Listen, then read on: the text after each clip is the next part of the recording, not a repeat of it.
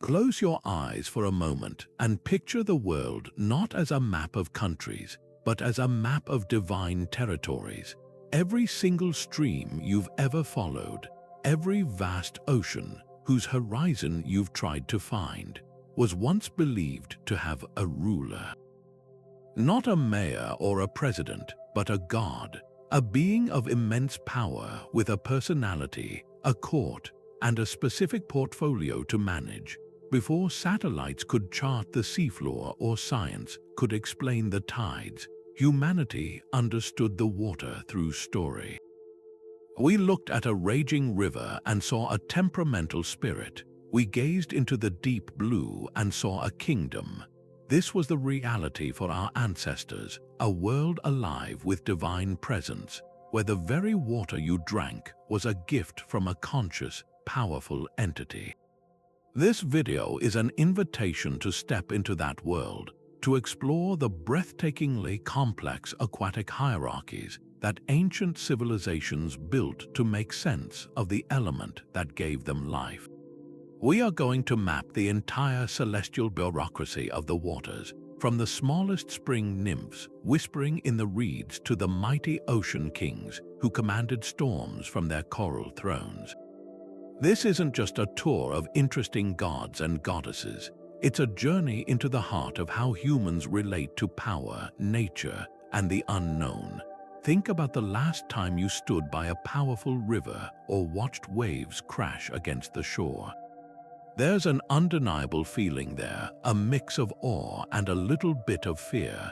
That exact feeling is where these myths were born. For ancient people, that feeling wasn't abstract. It was a direct line of communication. A good harvest depended on the river god's mood. A safe voyage home hung on the favor of the sea king. These stories were their science, their politics, and their theology, all woven together. They explain why a culture like the Greeks, who sailed the Mediterranean, would create a structured, imperial god like Poseidon with a full court of officials, while the Vikings, facing the cold, treacherous North Atlantic, saw the sea as the domain of a giant who hosted feasts but whose wife dragged sailors to a watery grave with her net. By understanding these different divine governments, we learn less about the water itself and more about the people who lived by it. What did they value? What did they fear? How did they see their place in the cosmos? As we journey together, we'll uncover the secrets these myths hold. We'll see how the hierarchy of water deities reflects the hierarchy of human society. We'll discover why some cultures saw the sea as a chaotic monster to be tamed, while others saw it as a sacred pathway to new worlds.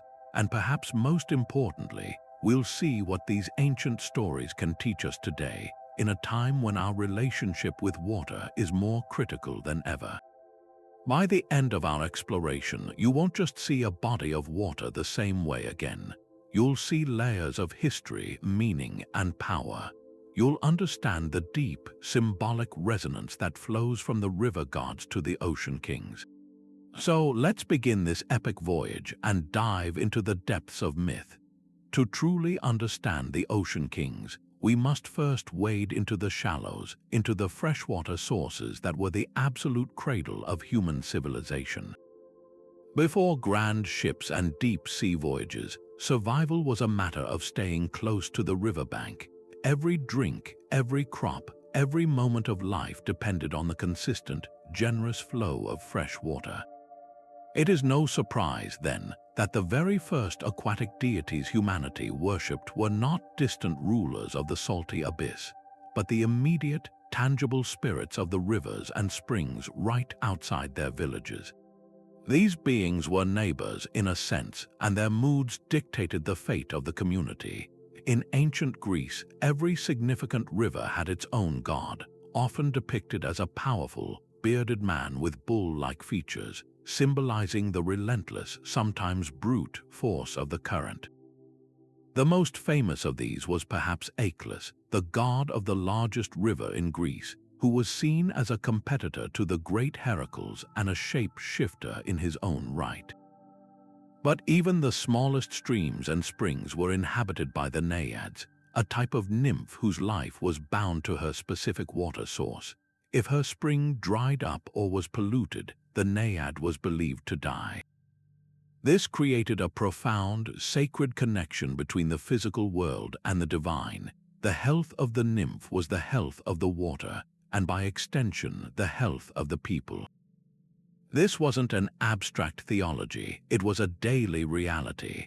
A farmer wouldn't pray to a far-off ocean god for rain. He would make a small offering at the local spring, hoping to appease the specific nymph who controlled that precise flow of water to his fields.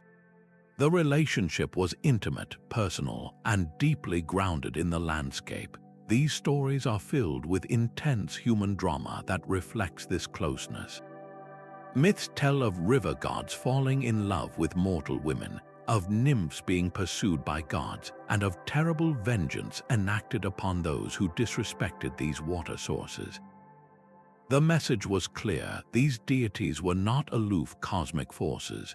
They were emotionally invested, temperamental, and demanded a direct form of respect. To pollute a river was not just an ecological mistake, it was a personal insult to a conscious being, one who could respond by flooding your home or withering your crops. This personification served a crucial psychological and social purpose. By giving the river a name, a face, and a personality, ancient people could negotiate with the unpredictable forces of nature. You can't reason with a drought, but you can bargain with a river god. You can't plead with a flood, but you can try to win the favor of a nymph. This system transformed a terrifyingly random, natural world into a community of beings with understandable desires and motivations. It made the environment manageable on a human scale. This foundational layer of belief, centered on the life-giving and immediate power of freshwater, established the basic pattern for all aquatic hierarchies to come. It taught people that water was conscious, powerful, and deserved reverence. Once that concept was firmly rooted in the human imagination, the gaze could then turn outward, beyond the safe, known boundaries of the river valley, to the vast and terrifying expanse where fresh water met salt, a chaotic and transformative frontier we will explore next. But the world of our ancestors did not end at the riverbank. Just beyond the familiar, life-giving flow of freshwater lay a mysterious and ever-shifting frontier, the coastline, that narrow strip where rivers empty into the sea. This was not a clear boundary but a dynamic mixing zone, a place of brackish water, tidal marshes, and constant change. To the ancient mind, such a liminal space, a threshold between two great realms, was inherently powerful and required its own specialized deities. These were not the pastoral river gods of the interior, nor were they the grand ocean kings of the deep. They were masters of the in-between, gods of harbors, gates, and transformation, who presided over one of the most critical aspects of ancient life, safe passage. Consider the Roman god Portunus. His domain was not the open sea with its storms and monsters, but the specific, crucial space of the harbor. He was the divine guardian of ports, the protector of warehouses, and the watcher over the gates that secured ships at dock.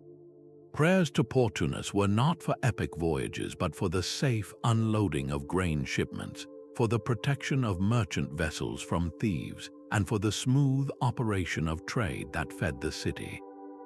His power was focused on the point of exchange, where the wealth of the sea met the needs of the land.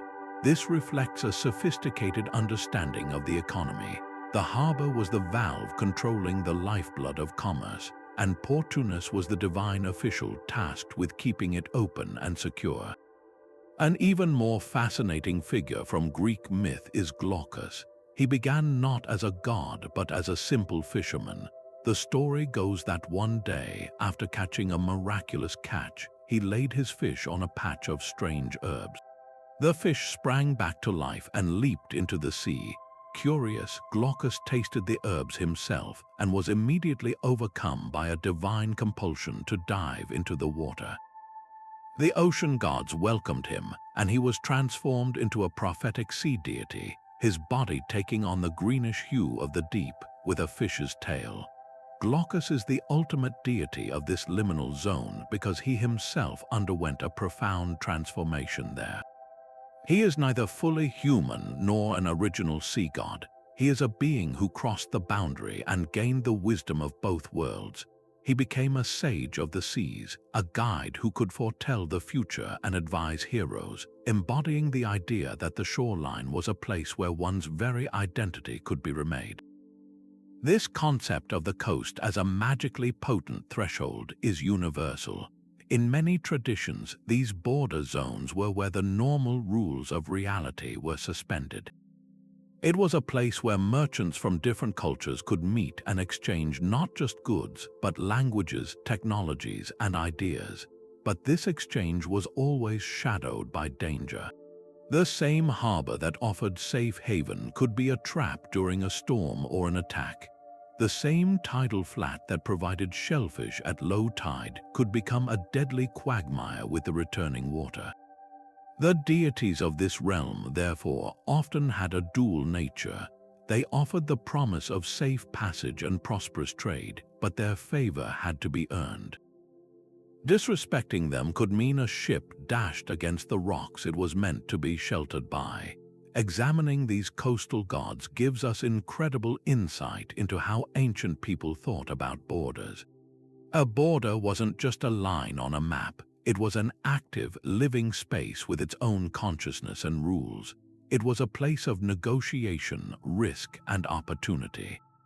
The stability offered by a figure like Portunus, guarding the man-made structures of the port, was always just an illusion, a temporary order imposed upon the raw, transformative power represented by Glaucus. The coast was the final outpost of the known world, a fragile launching point from which humanity would cast its gaze and its ships toward the terrifying and magnificent emptiness of the open ocean. But to claim dominion over the sea, a new god would have to contend with powers far older and more terrifying than any local river spirit. Before there were kings, there were the Titans. Before there was order, there was a formless, churning chaos of water. And from this primordial abyss emerged the first rulers of the deep. These were not gods in the way we might think of Poseidon, with a personality and a palace. They were the ocean itself, given a voice and a name. In the Greek tradition, this begins with two fundamental figures, Pontus and Oceanus. Pontus was quite literally the deep sea, a son of Gaia, the earth, who emerged at the very dawn of creation.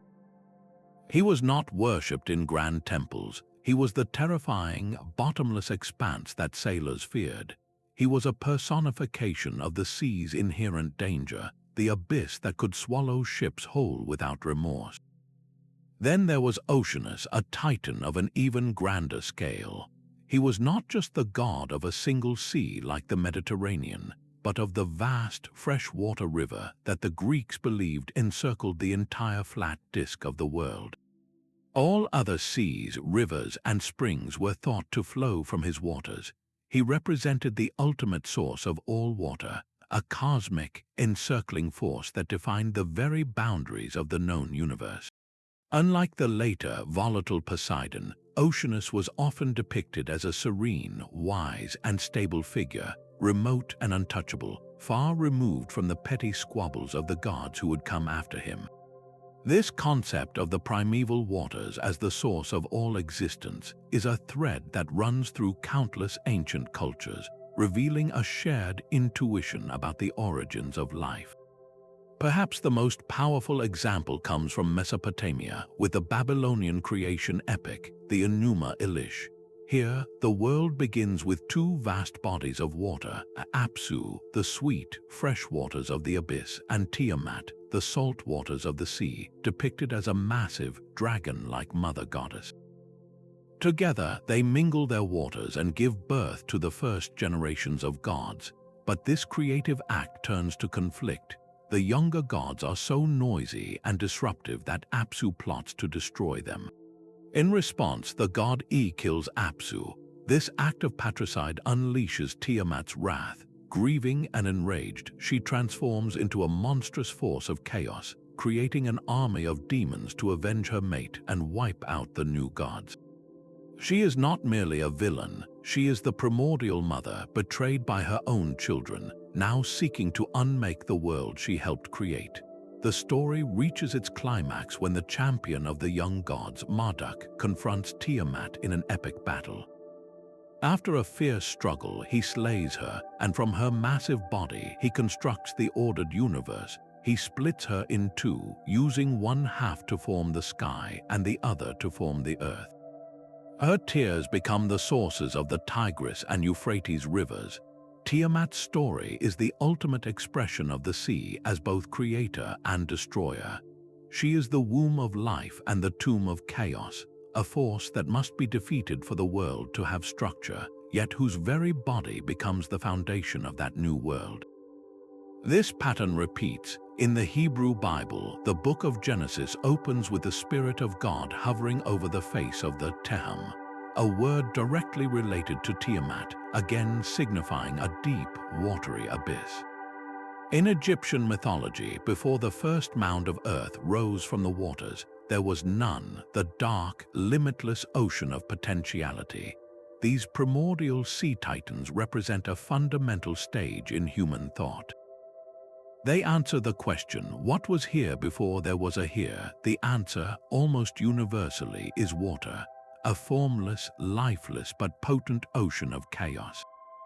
The overthrow of these figures by a younger generation of gods, Marduk defeating Tiamat, the Olympians overthrowing the Titans, is more than just a change in management. It is a mythological representation of a profound shift in consciousness. It marks the transition from a worldview centered on the awe-inspiring, unpredictable power of nature to one where the universe is seen as a cosmos, an ordered system that can be understood, navigated, and even ruled. The old powers of the deep were not erased, they were subdued. For a god like Poseidon to have any credibility as the ruler of the seas, he had to inherit the terrifying legacy of Pontus and the cosmic scope of Oceanus. His trident had to command the same raw, creative, destructive force that was once embodied by Tiamat herself. The stage was now set for a new kind of ruler, one who would not just embody the sea, but administer it from a throne. The overthrow of the primordial titans cleared the way for a new world order, one governed not by impersonal elemental forces, but by a pantheon of gods with strikingly human personalities. And when the three brother gods, Zeus, Hades, and Poseidon, drew lots to divide the universe, the seas did not fall to a remote, abstract deity like Oceanus. They were claimed by Poseidon, a god who would forever change how humanity perceived the ocean. This was a monumental shift. The sea was no longer just a surrounding chaos or a cosmic source. It became a territory, a kingdom with a ruler who held court in a glittering golden palace beneath the waves. Poseidon's trident was more than a symbol of power. It was a scepter, the tool of an administrator. With it, he could stir up terrible storms to punish those who displeased him, or he could calm the waves to grant safe passage to his favorites. He wasn't merely the soul of the sea, he was its CEO. This new management style is brilliantly illustrated by the fascinating extensions of his domain. Poseidon was not just the god of the sea, he was also famously known as the Earth Shaker, the cause of earthquakes, and the creator of horses. At first glance, these might seem like random additions, but they reveal a profound theological connection. In the ancient Greek worldview, the sea was not entirely separate from the land. They believed that vast underground rivers and caverns of water connected the oceans to the landmasses. When Poseidon struck the earth with his trident, he wasn't just causing a quake, he was demonstrating that his power flowed beneath the continents themselves, that his aquatic authority penetrated the very ground beneath human cities. The link to horses is equally insightful. One myth says he created the first horse by striking his trident on a beach, causing the land to give birth to a creature as swift, powerful, and untamable as the sea waves. Horses represented domesticated power, speed, and conquest, the very tools that allowed Greek civilization to expand across land, just as ships allowed it to expand across the water. Poseidon, therefore, ruled over the two great mediums of movement and power, the sea and the horse.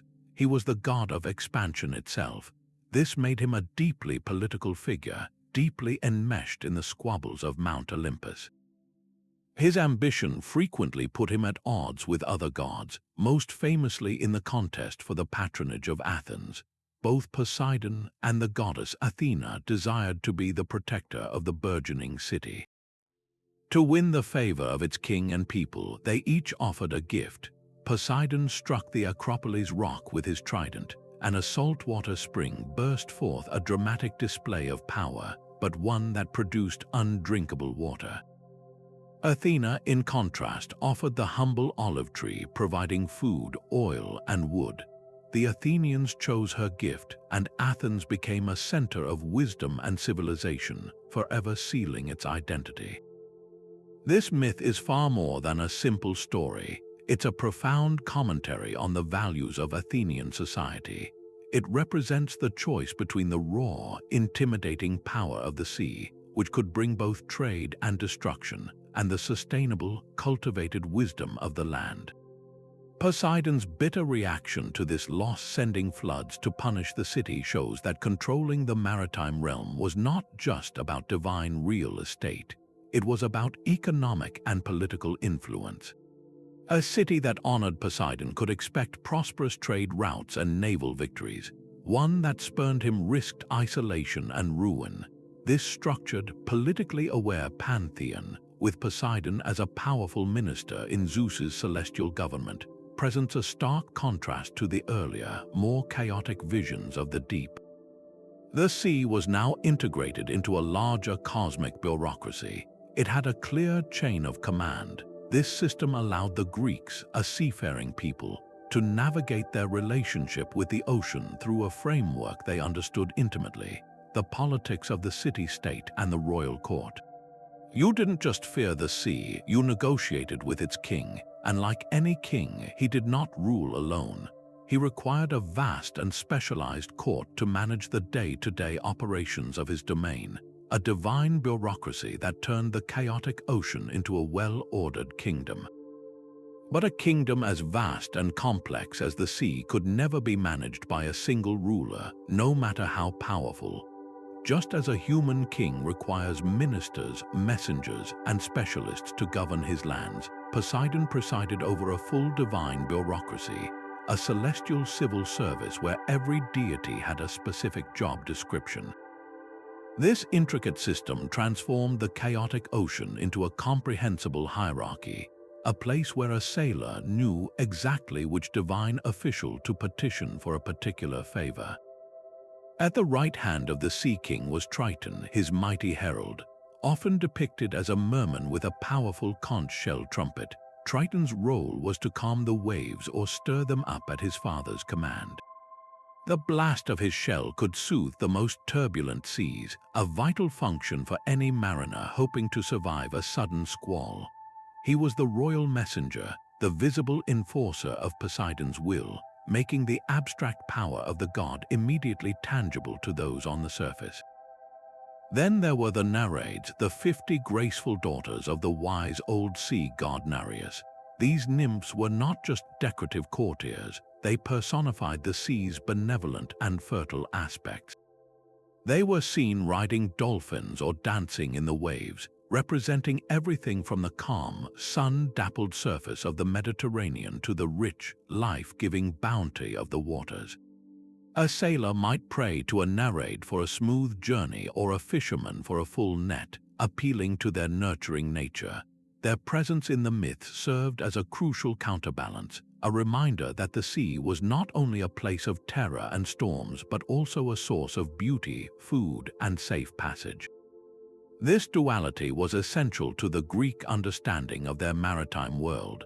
For those seeking knowledge, the sea held its own oracles.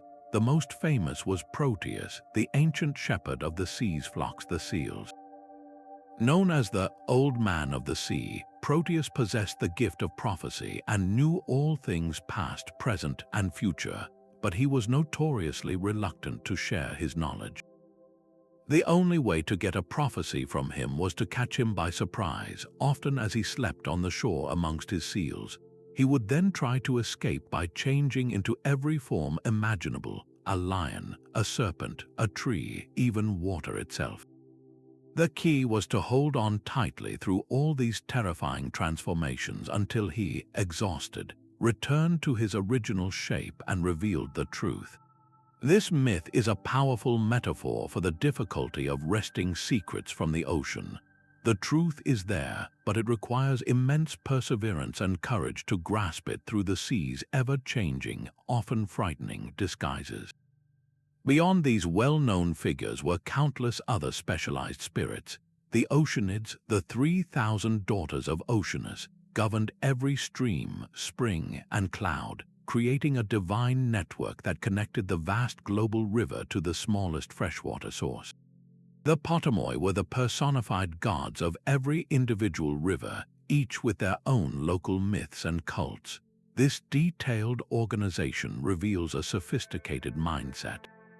It wasn't enough to have one god for water. The ancient Greeks felt a need to categorize and compartmentalize its every manifestation, from the salt spray of the sea to the mist of a mountain waterfall. This bureaucratic model made the immense, unpredictable power of the natural world feel manageable. If you needed a specific outcome, you didn't shout a general plea into the wind. You identified the correct divine department head and made a targeted offering. This system reflects the same impulse that leads us to create complex organizations today. It's an attempt to impose order on chaos, to make the world navigable by giving every force a name and a function. This vision of a well-ordered maritime court stands in stark contrast to the perspective of another great seafaring culture, one who looked upon the cold, grey waters of the north and saw not a structured kingdom, but a realm of unpredictable giants and inevitable fate. If the Mediterranean under Poseidon was a kingdom to be administered, the North Atlantic to the Vikings was a wild, untamable force of nature, a realm where the very concept of centralized divine rule seemed almost laughable. The Norse did not envision a trident-wielding emperor in a coral palace. Instead, they saw the cold, grey seas as the domain of Igeer, a jovial yet fearsome giant, and his wife, Ran, a goddess whose very name meant robber. What's crucial to understand is that Igeer and Ran were not members of the Aesir, the primary pantheon of gods like Odin and Thor. They were powerful, independent beings, giants who represented the sea itself, and the Aesir had to treat with them, not command them. This distinction is everything. It reflects a worldview where the ocean is not a territory to be conquered or ruled, but an ancient, autonomous power that must be respected, appeased, and approached with caution. This relationship is perfectly captured in the duality of their roles. Igeer is best known as a magnificent host. The myths describe his great hall beneath the waves as a place of stunning beauty, illuminated not by fire but by glowing gold. It was here that he would host elaborate feasts for the entire community of gods. This image of the sea as a bringer of community and celebration speaks to the Viking experience of successful voyages. A safe return with plunder or trade goods meant wealth, stories, and feasting. The sea, in its benevolent mood, was the source of all that. Igeer's feast is the mythological reward for braving the waves. But waiting beside him at that festive table was his wife, Ran. If Igeer represented the sea's potential for bounty, Ran embodied its cold, unforgiving reality. She was a predator of the deep. It was said she carried a great net which she would use to drag sinking ships and drowning sailors down to her hall, where they would sit with her, not as guests but as trapped souls. This wasn't a punishment for sin or disrespect, as it might be in Poseidon's domain. It was simply what the sea did. Ran's net is a terrifyingly accurate metaphor for the sudden, indiscriminate nature of maritime disaster. a storm that comes out of nowhere, a wave that crashes over the deck, snatching men from their lives without warning or reason. The Vikings didn't see death at sea as a failure of diplomacy with a moody god. They saw it as falling prey to Ran's eternal, impartial hunt. This complex character of the ocean is broken down even further with their 9 daughters, the Wave Maidens. Each of these spirits personified a different aspect of the sea's surface, each with a name that described her nature. There was Bara, who could appear as a wave or a trough, perhaps representing the deceptive calm before a storm. There was Drurfn, whose name means foaming one, or Hefring, known for the lifting motion of the waves. Together, they covered the entire spectrum, from the gentle lap of a wave on the shore to the terrifying, ship-shattering force of a storm surge.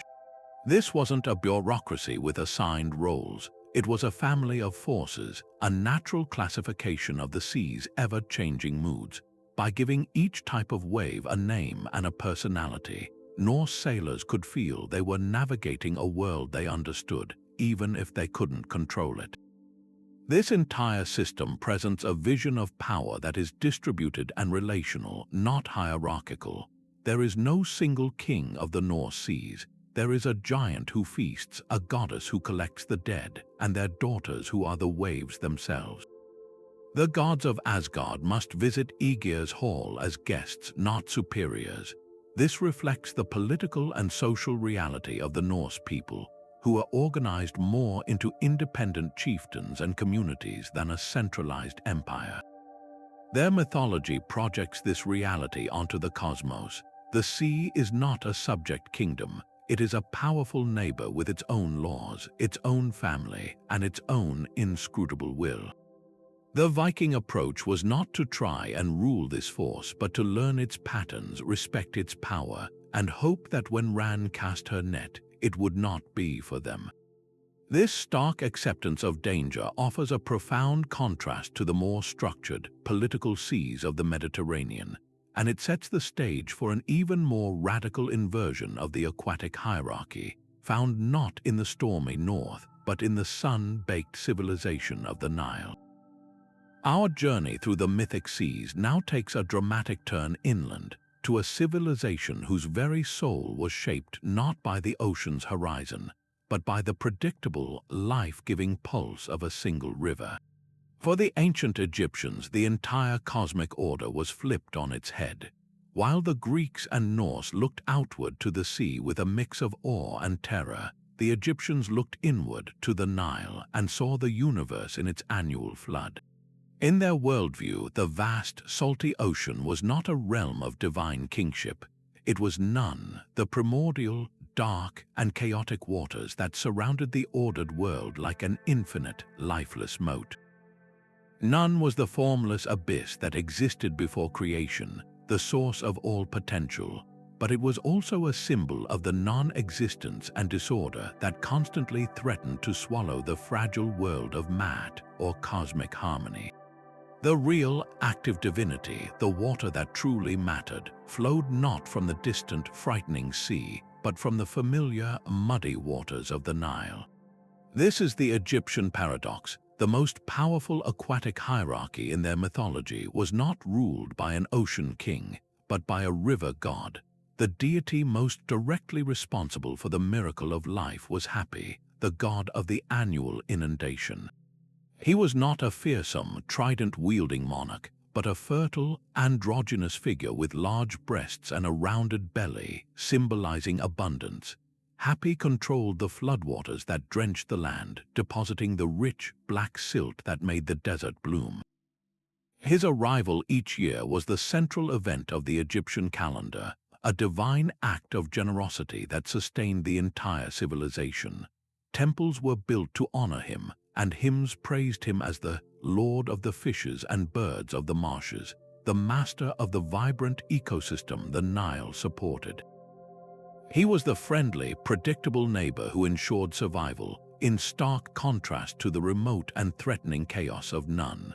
But the Nile was not without its dangers, and this is where another crucial deity enters the hierarchy, Sobek, the powerful crocodile god.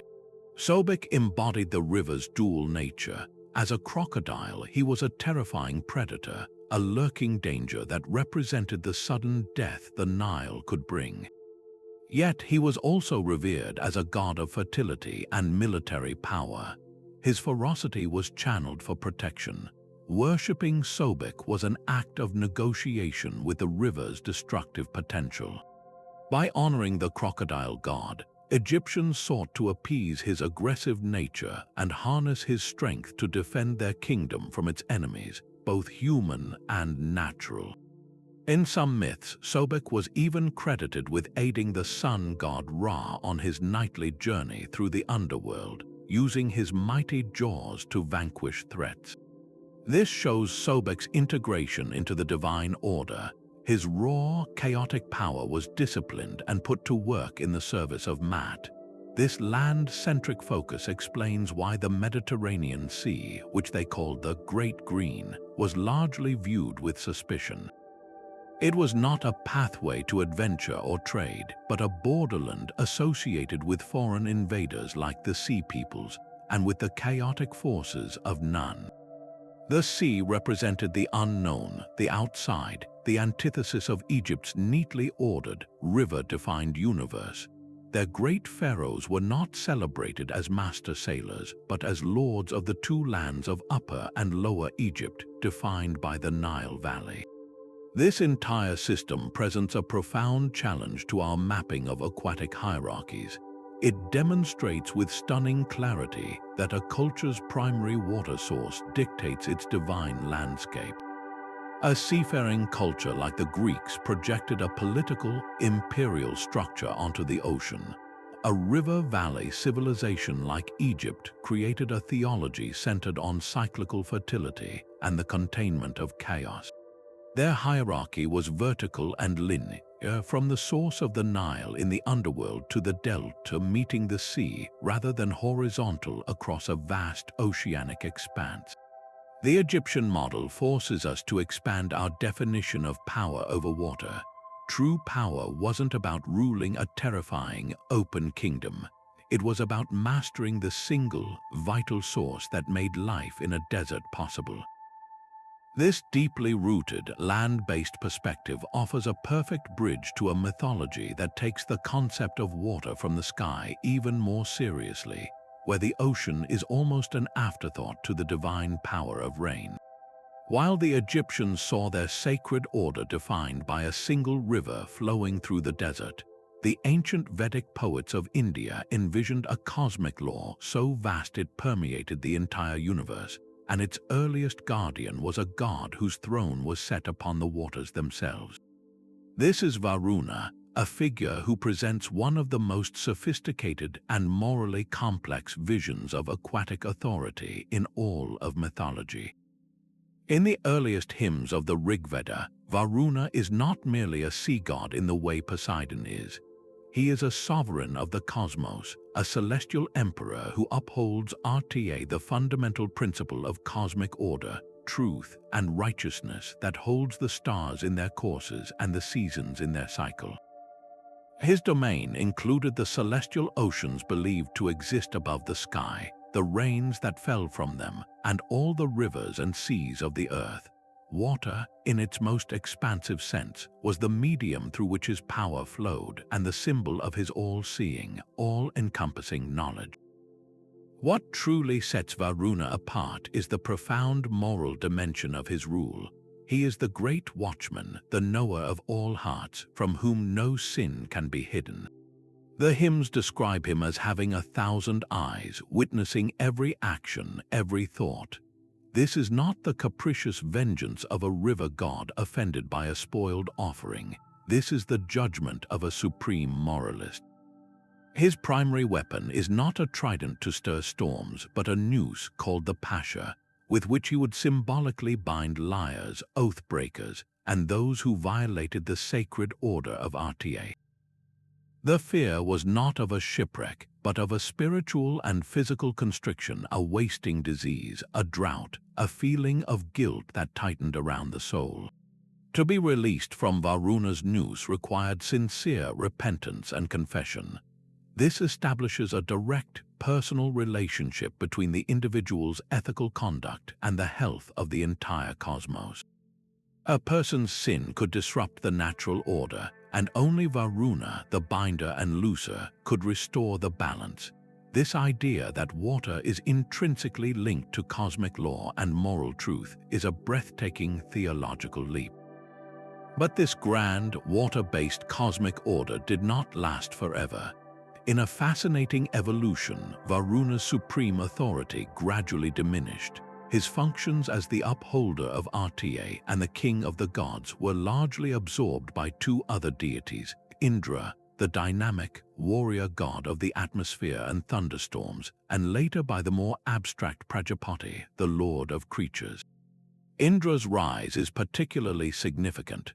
Where Varuna was a contemplative, omniscient judge, Indra was a man of action, famous for slaying the drought demon Vritra to release the waters trapped in the mountains. This represents a major shift in the Hindu worldview.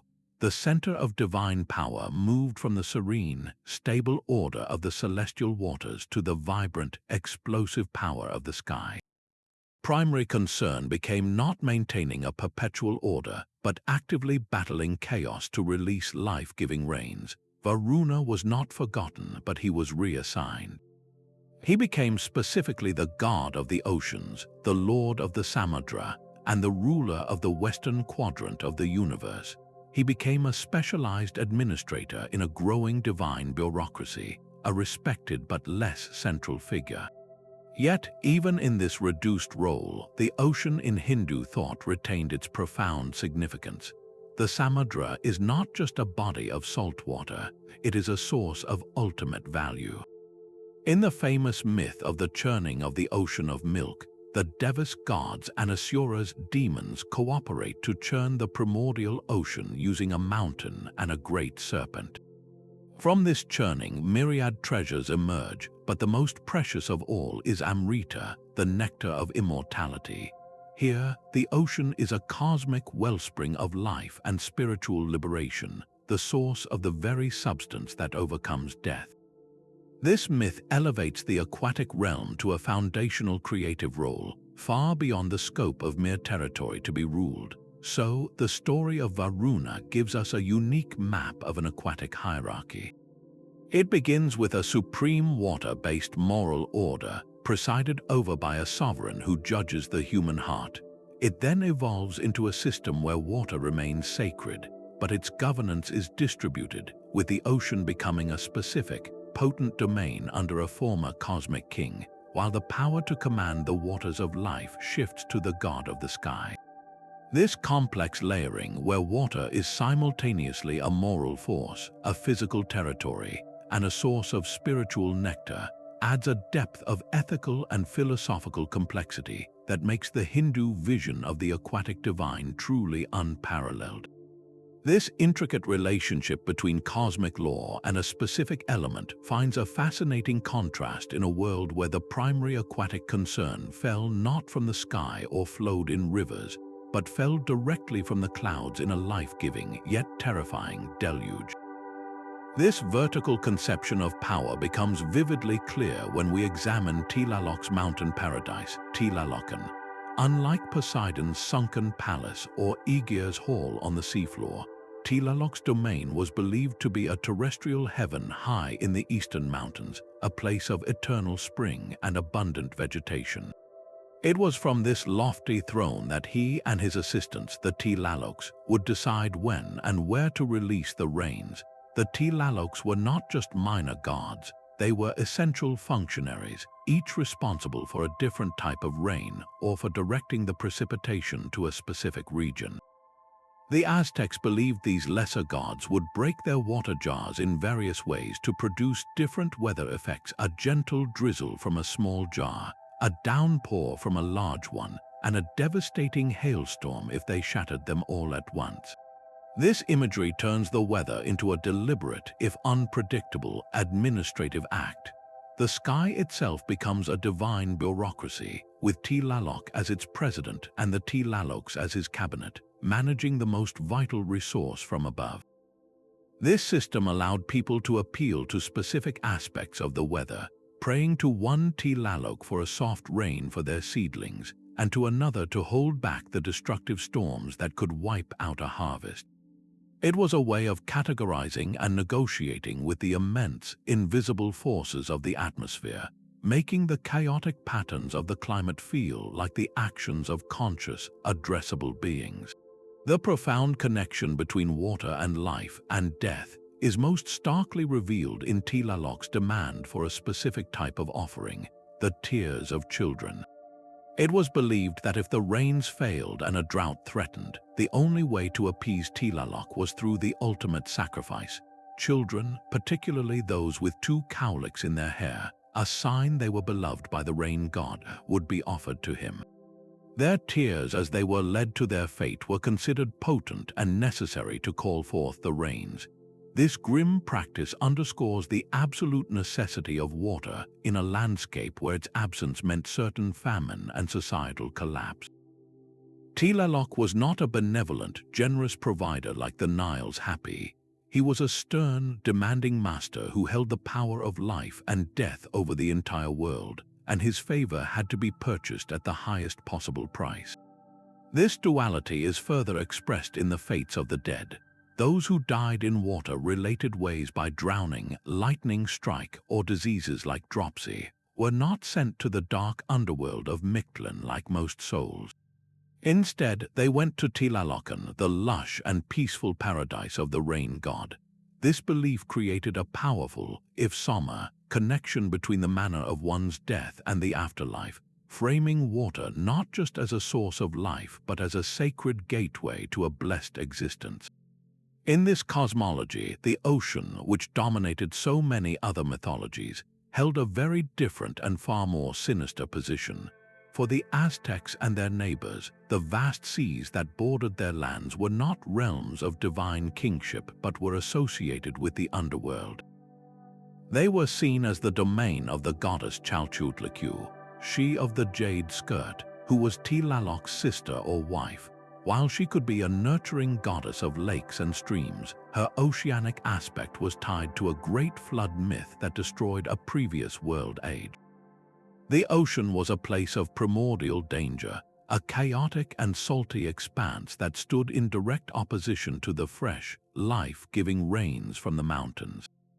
This vertical hierarchy, from the benevolent rains of Tylalocken in the sky to the fertile rains on the earth, down to the deadly, underworld-associated oceans, shows a world-view organized around altitude and essence.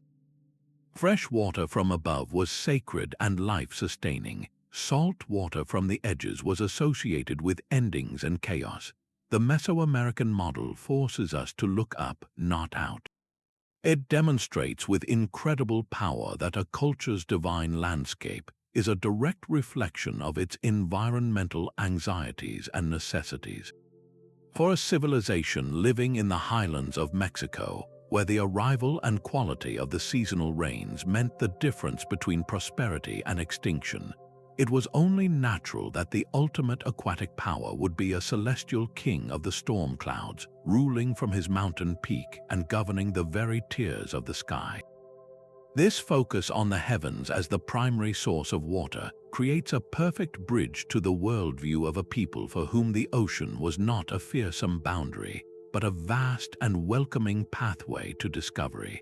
From the storm-swept peaks of Tylalock's domain, where water was a celestial gift to be begged for, we now voyage to a world where the ocean itself was the source of all creation and the very ground of being. For the Polynesian peoples, the vast Pacific was not a fearsome void to be crossed or a chaotic border to be feared. It was their home, their highway, and their mother. This relationship produced a vision of the aquatic divine that stands in beautiful contrast to almost every other we have explored. Here, the hierarchy is not one of a king ruling subjects, but of a family nurtured by a parent.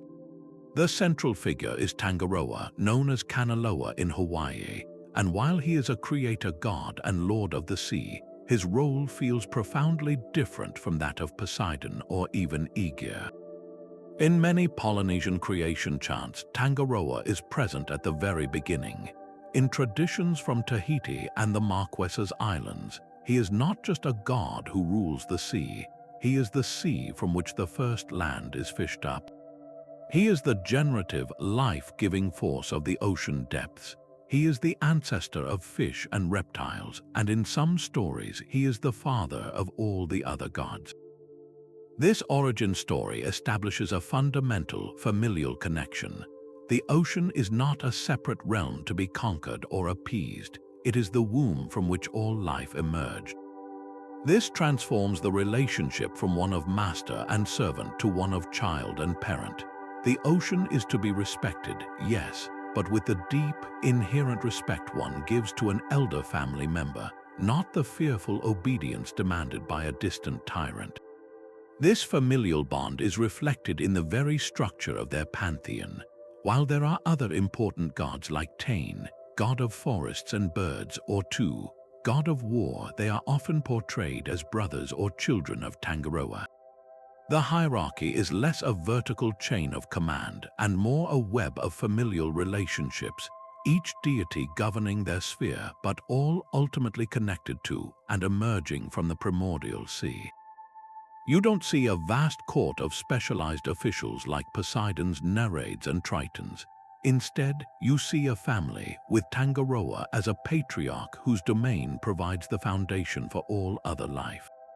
This mirrors the social structure of Polynesian societies themselves, which were organized around extended family clans and a deep reverence for ancestors. Their cosmology was a projection of their own social world onto the universe. This worldview is brought to life most powerfully in the myths of the Wayfinders, the heroic navigators who discovered and settled thousands of islands across the Pacific. These are not stories of Odysseus trying to survive the wrath of a capricious sea god. They are stories of purposeful exploration, guided by the stars, the winds, the flight patterns of birds, and the subtle swells of the ocean itself, all seen as signs provided by the gods. In Hawaiian tradition, the demigod Maui is a classic example. He doesn't battle sea monsters in a personal grudge match. He performs feats that benefit all humanity, most famously using his magical fishhook to pull the Hawaiian Islands up from the depths of the ocean. This act is a cooperative venture with the sea, not a domination of it. He is drawing forth the land that Tangaroa, his ancestor, has provided. The relationship between the navigator and the ocean was a sacred dialogue. A master wayfinder didn't simply command his vessel. He listened to the sea. He read the color of the water, the direction of the waves, the presence of specific clouds on the horizon that hinted at an unseen island. This intimate, detailed knowledge fostered a partnership with the divine. The ocean was not an adversary to be beaten but a teacher whose language one had to learn. To be a successful navigator was to be in harmony with Tangaroa's creation, to understand its rhythms so deeply that you could become a part of it. This perspective imbues the entire aquatic hierarchy with a sense of purpose and exploration. The sea is a pathway to new beginnings, to new islands, to new chapters in the great human story.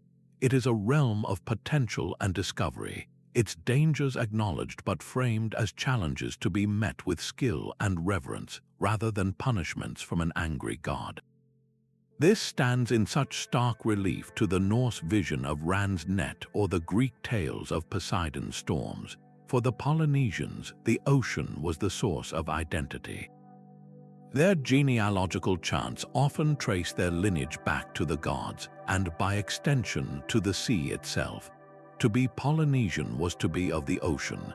This created a spiritual ecology where humanity was not an outsider trying to impose order on a chaotic natural world, but an integral part of a living, divine family system. The respect for the sea was not born from terror, but from a profound sense of belonging. This unique and empowering vision of the aquatic world presents a completely different axis for understanding how humanity can relate to the power of water, one built on kinship and knowledgeable partnership rather than fear and submission.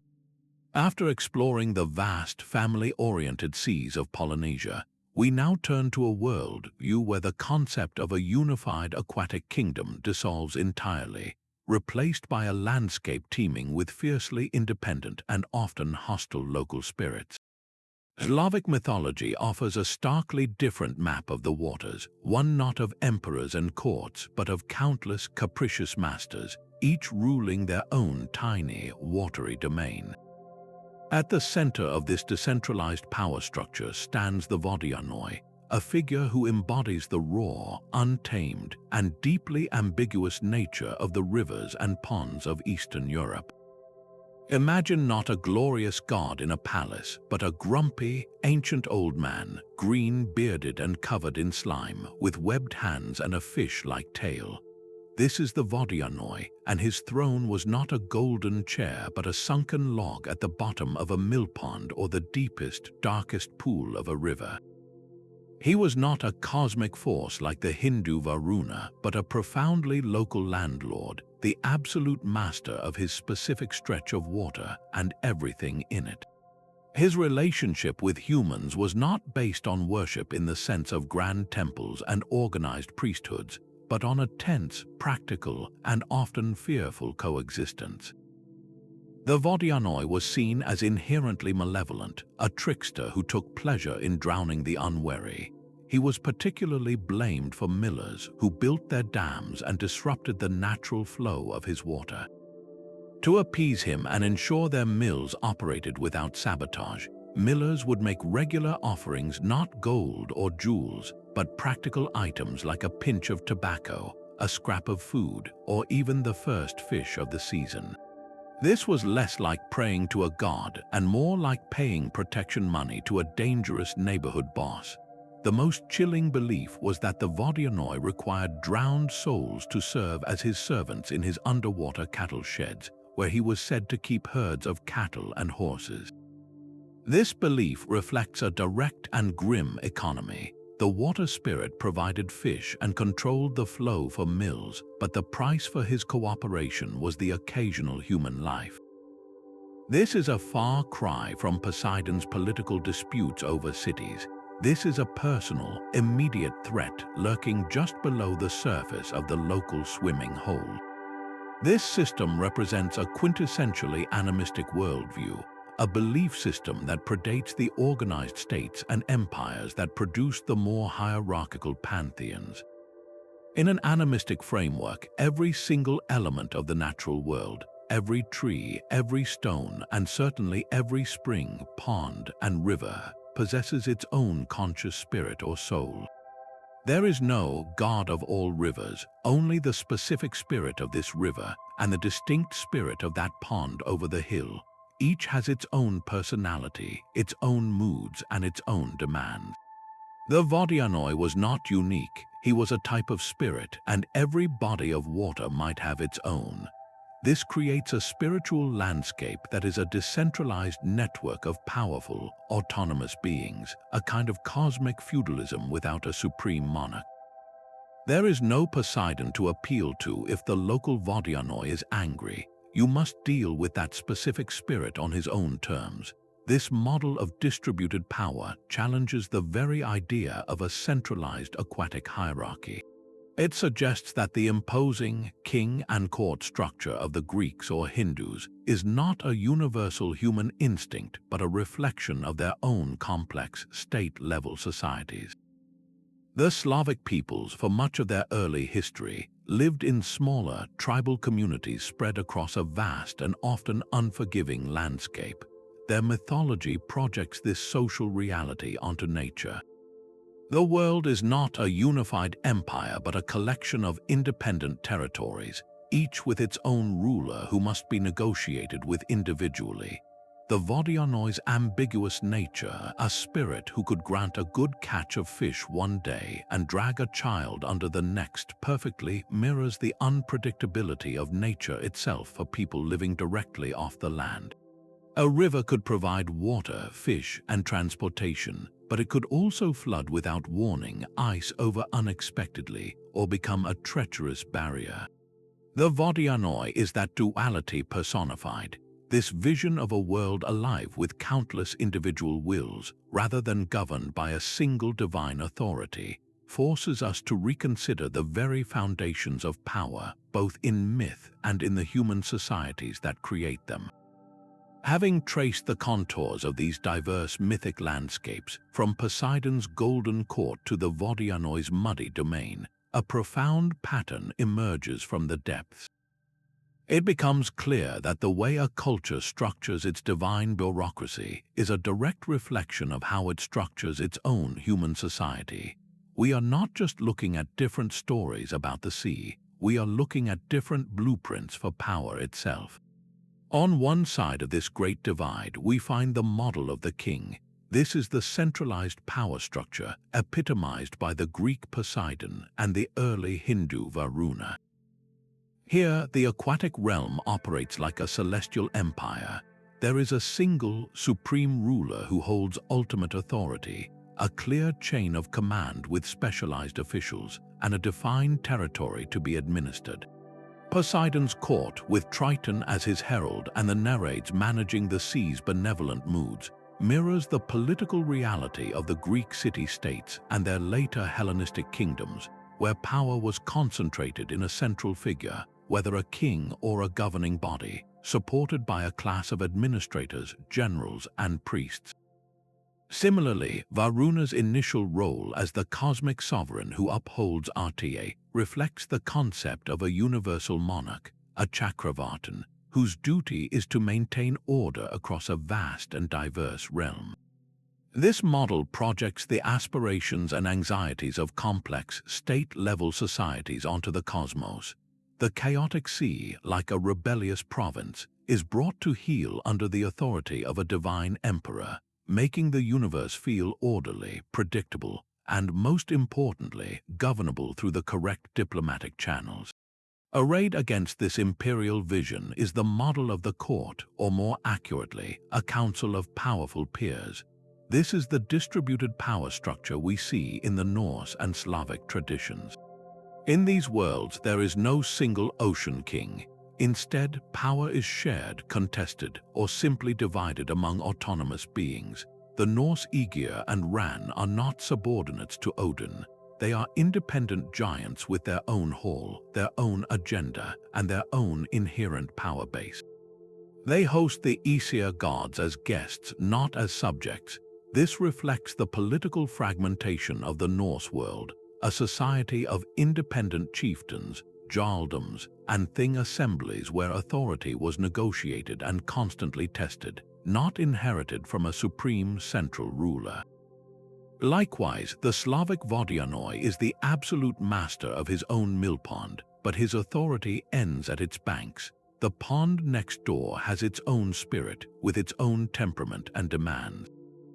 This is a perfect mythological expression of a pre-state, tribal society organized around village communities and localized kinship groups. The world is not a unified kingdom but a patchwork of independent territories, each with its own lord who must be dealt with individually. There is no appeal to a higher aquatic authority because, in their social experience, no such overarching authority existed. This correlation is not a coincidence. It is a fundamental principle of how human beings make sense of the world. When we look at the immense, powerful, and incomprehensible forces of nature, we instinctively interpret them through the lens of our own social and political experiences. A people living within a vast, bureaucratic empire will naturally imagine the gods as having a vast, bureaucratic administration. A people living in a society of feuding clans and independent villages will imagine the spirit world as a landscape of feuding spirits and independent local powers. This process, called anthropomorphism, is more than just giving nature a human face. It's about giving it a human organizational chart. We project our understanding of power, justice, and order onto the cosmos to make it feel familiar and navigable. The terrifying randomness of a storm at sea becomes the deliberate wrath of a displeased official. The unpredictable drowning of a swimmer becomes the caprice of a local water spirit. In both cases, the event is given a reason, an agent, and a potential method of avoidance, whether through sacrifice to a king or an offering to a spirit. This makes the universe psychologically manageable. This ancient dichotomy between centralized and distributed power continues to resonate deeply in our modern world. The same fundamental debate, should power be concentrated in a strong central authority or distributed among smaller, more localized entities, plays out in our political systems, our corporate structures, and even our digital networks. Are we better off with a federal government or strong states' rights, with a powerful CEO or a flat, collaborative management style? The myths of Poseidon and the Vodyanoi are early chapters in this enduring conversation. They show us that our struggles to organize ourselves are as old as civilization itself, and that the stories we tell about the gods are ultimately stories about us, revealing our deepest instincts about how power should be structured, both on earth and in the heavens. And just as the structure of power varies, so too does the gender of the beings who wield it, adding another fascinating layer of complexity to these divine governments. But this ancient debate over how power is structured, whether centralized like a king or distributed like a court, is only one layer of the story. When we look more closely at who holds this power, another fascinating pattern emerges from the waves, a complex and often surprising dance of gender. It would be a mistake to view these aquatic hierarchies as simple patriarchy projected onto the sea. While formidable male rulers like Poseidon and Varuna often sit at the theoretical apex, the waters are absolutely teeming with powerful female divinities who are anything mere consorts or background figures. They are fundamental, active forces, and their roles reveal how ancient cultures understood the interplay of masculine and feminine principles within the natural world. This isn't about a simple tally of gods versus goddesses. It's about the different kinds of power they were believed to wield. Consider the profound duality represented by the Norse sea giants. We have Igeer, the male host of the festive underwater hall, a figure associated with the community and bounty the sea can provide. But standing right beside him is his wife, Ran, the one who casts the net to claim the drowned. Igeer's power is social and celebratory. Ran's power is individual, final, and deeply personal. She is the inevitable reaper of the deep. One cannot exist without the other. The feast in the hall is made possible by the successful return from a voyage where Ran's net was avoided. This pairing suggests an understanding that the sea's nature is not singular but a balance of creative and destructive forces, and that these forces are intrinsically gendered. The male principle gathers and hosts, while the female principle selects and takes. Both are essential to the complete cycle. This pattern of gendered spheres of influence repeats across mythologies, often mapping onto a broader conceptual framework. The male gods frequently represent overarching, administrative authority. Poseidon's trident is a symbol of sovereignty, a tool for commanding the entire domain. His power is about control, territory, and the imposition of order on a grand scale. Similarly, the early Varuna is the cosmic magistrate, the binder who enforces a universal law. This is power as jurisdiction, as rule-setting. In contrast, the female divinities often embody the specific, immediate, and tangible manifestations of water's power. They are not administrators of the whole, but the genius, the living spirit of the particular. The Nereids and Naiads don't rule the sea or the rivers. They are the graceful movement of a wave or the refreshing coolness of a spring. Their power is immanent, woven directly into the physical reality of the water itself. This distinction becomes even clearer when we look at the most primordial female forces. Before any god claimed a throne, there was Tiamat, the Babylonian saltwater sea, the mother of all gods, who becomes the monstrous embodiment of primordial chaos. She is not a ruler, she is the source, Her power is creative and destructive in its most raw, unformed state. She is the womb and the abyss. This aligns with a widespread archetype where the feminine is associated with the raw material of existence, the chaotic potential from which the masculine principle of order and structure emerges to create a world. The myth of Marduk slaying Tiamat and building the cosmos from her body is a dramatic metaphor for this very process, the imposition of a patriarchal, hierarchical order upon a matriarchal, undifferentiated chaos. Yet, even within the established orders ruled by male gods, the feminine presence is vital and active. Amphitrite, Poseidon's queen, is a fascinating example. While often overshadowed in the myths by her husband's dramatic antics, she is far from a passive figure. She is a Nereid, a daughter of the sea itself, and her marriage to Poseidon can be seen as the political union that legitimizes his rule. He may wield the trident, but his authority is rooted in his connection to the native, feminine power of the ocean that she represents.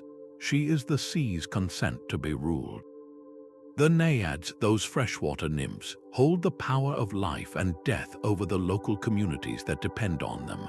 A naiad's favor means a reliable spring. Her displeasure means drought and famine. This is a deeply feminine, nurturing, yet fiercely local form of power, grounded in the immediate needs of life and ecology.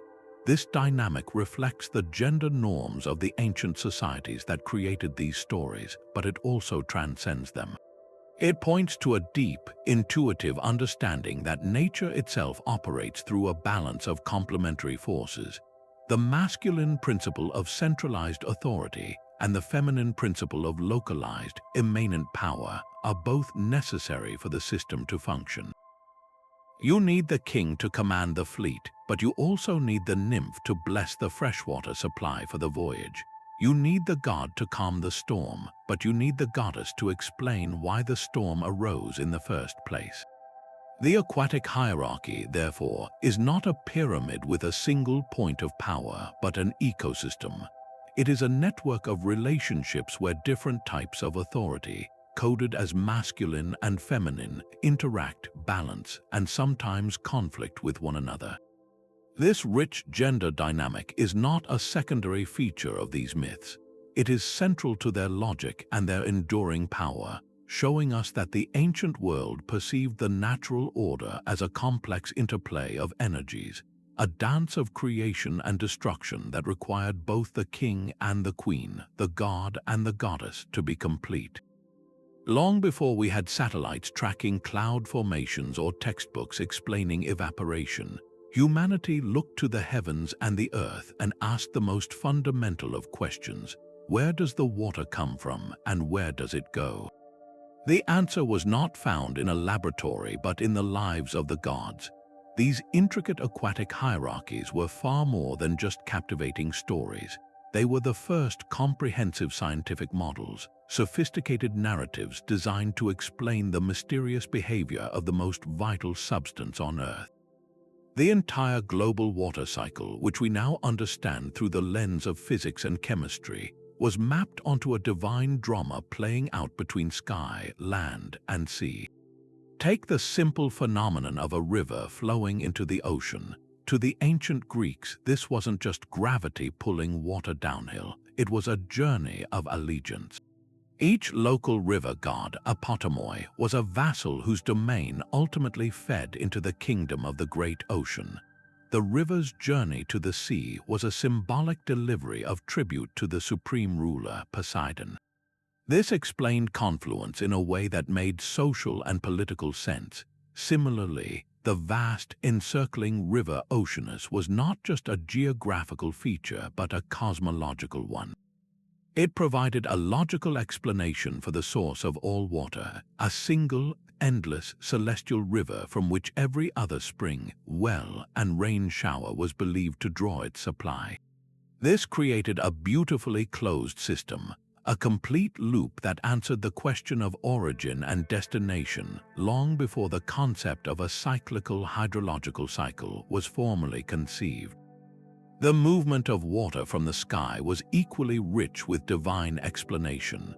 For the Aztecs, the life-giving rains were not the result of condensation, but the deliberate action of Tylalock and his cotter of Tylalocks. Each type of precipitation had a specific divine cause.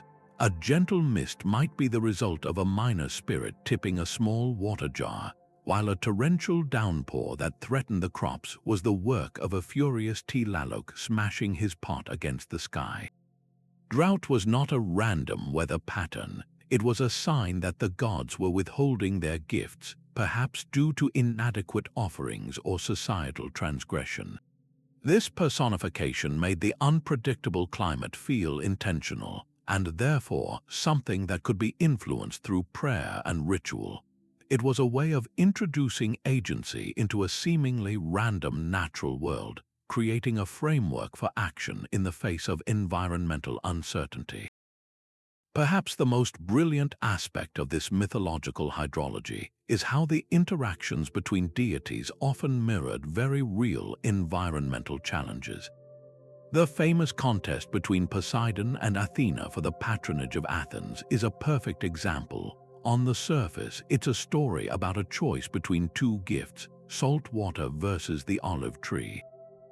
But on a deeper, almost allegorical level, it can be interpreted as a mythic representation of a critical ecological struggle for the Attic Peninsula: saltwater intrusion versus freshwater management. Poseidon's strike, which created a saltwater spring on the Acropolis, symbolizes the very real threat of the sea contaminating coastal aquifers and rendering the land infertile, a serious problem for a growing settlement. Athena's gift of the olive tree, a crop remarkably tolerant of dry, rocky soil and requiring careful cultivation, represents the triumph of managed freshwater agriculture and sophisticated land use planning over the encroaching salinity of the sea. The Athenians weren't just choosing a patron, they were encoding a crucial lesson about their own survival strategy into their foundational myth. The story explains why they prioritized wisdom and sustainable practice over the raw, unpredictable power of the sea. These myths provided a functional cause and effect understanding of the world. If a spring dried up, it wasn't due to a drop in the water table. It was because the naiad who lived there had been offended or had died. If a tidal wave destroyed a coastal village, it was the wrath of the Sea King, not the result of an underwater earthquake. This system, while not scientifically accurate by modern standards, was incredibly effective for its time. It offered explanations, prescribed behaviors, and created a sense of order. It transformed a terrifyingly complex and indifferent natural world into a landscape populated by beings with understandable motivations. By giving a face and a will to the forces of nature, our ancestors created the first user manual for the planet, a guide for living in a world where every raindrop and every river current was a message from the gods.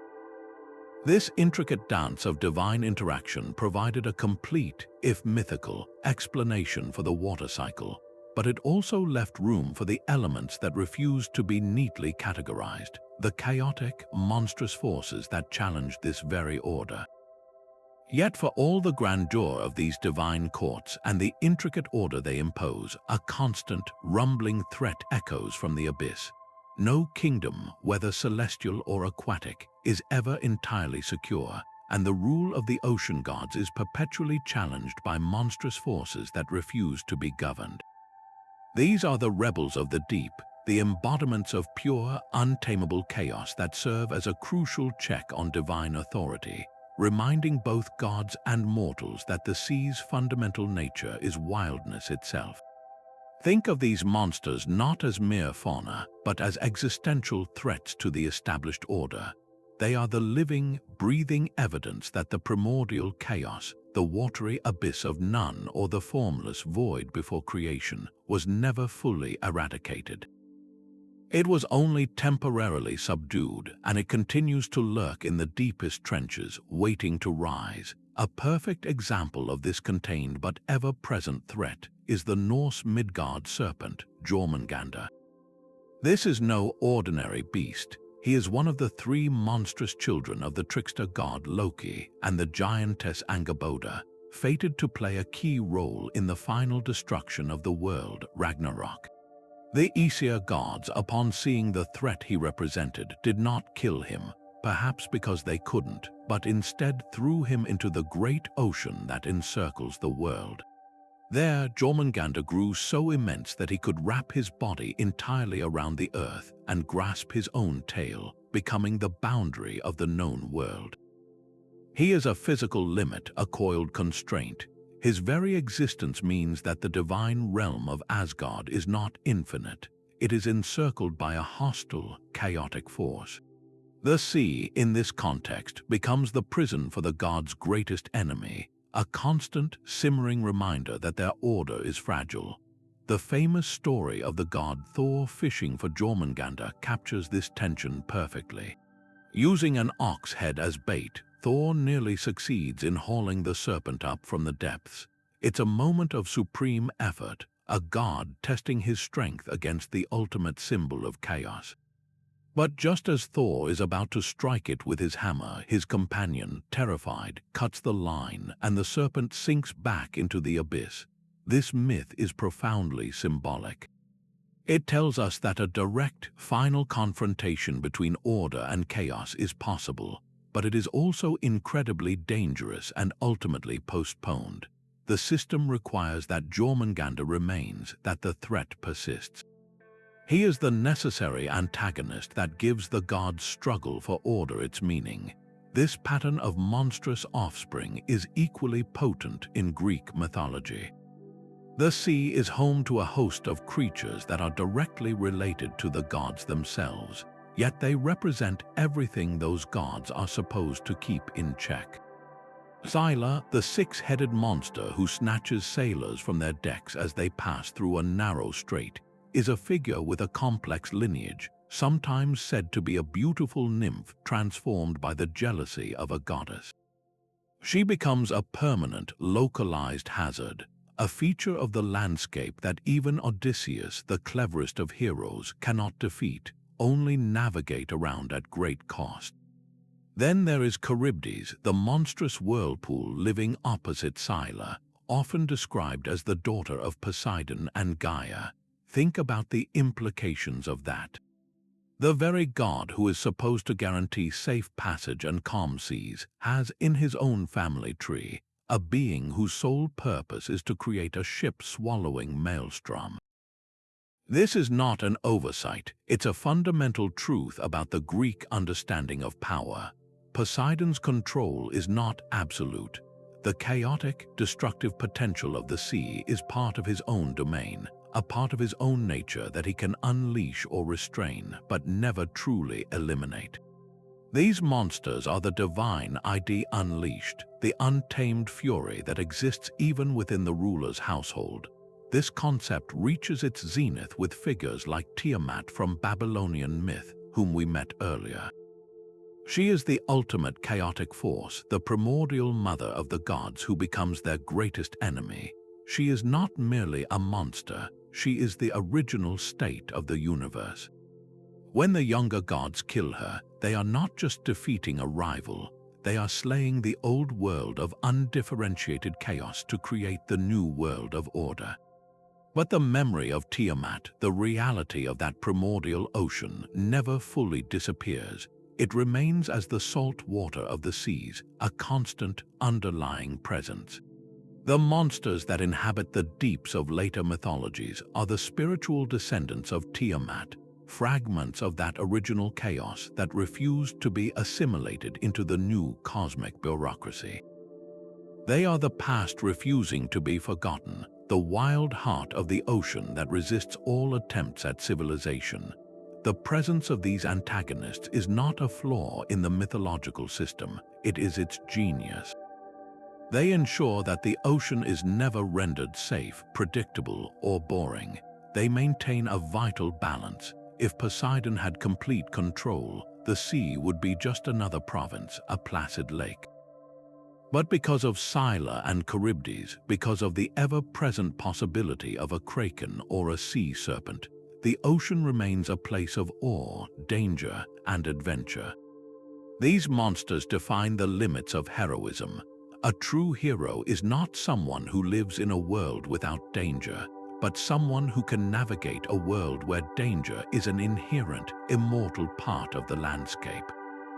They also define the limits of the god's power.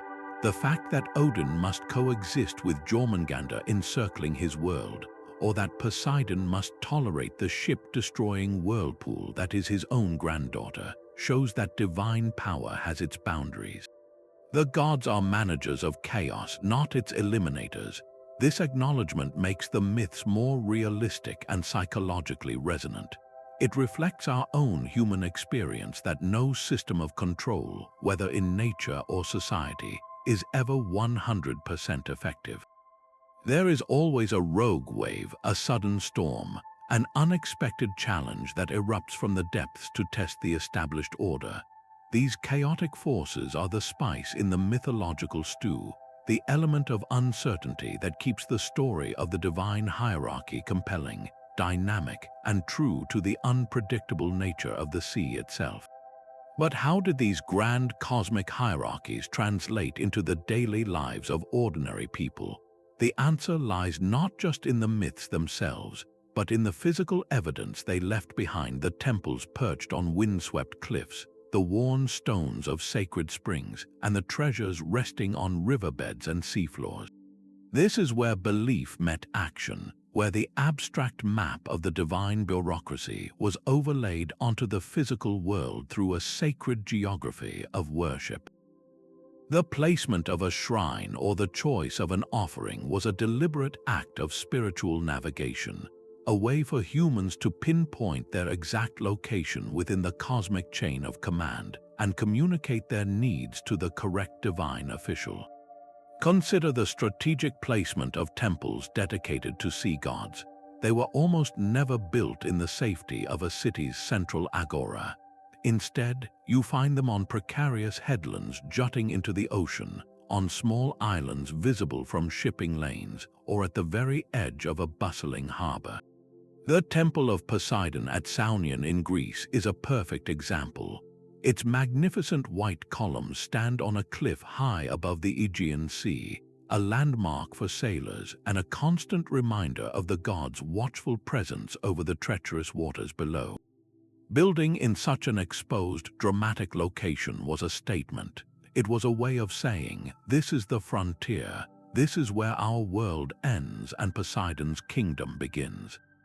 The temple acted as a divine embassy on the border between the human and aquatic realms, a place where sailors, before embarking on a perilous journey, could make a targeted appeal to the specific deity who controlled their fate.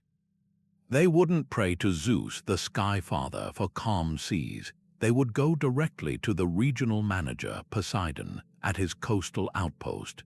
This geographical specificity reveals a sophisticated understanding of divine jurisdiction. A farmer living inland would have no reason to visit Saunion. His prayers for rain would be directed to a local spring or a shrine to Zeus, whose domain included the weather. The landscape itself was a divine organizational chart, and every community knew which spiritual department to contact for which need. The offerings made at these sites provide an even more intimate window into this relationship. These were not generic gifts, they were carefully chosen to reflect the nature of the deity and the specific request.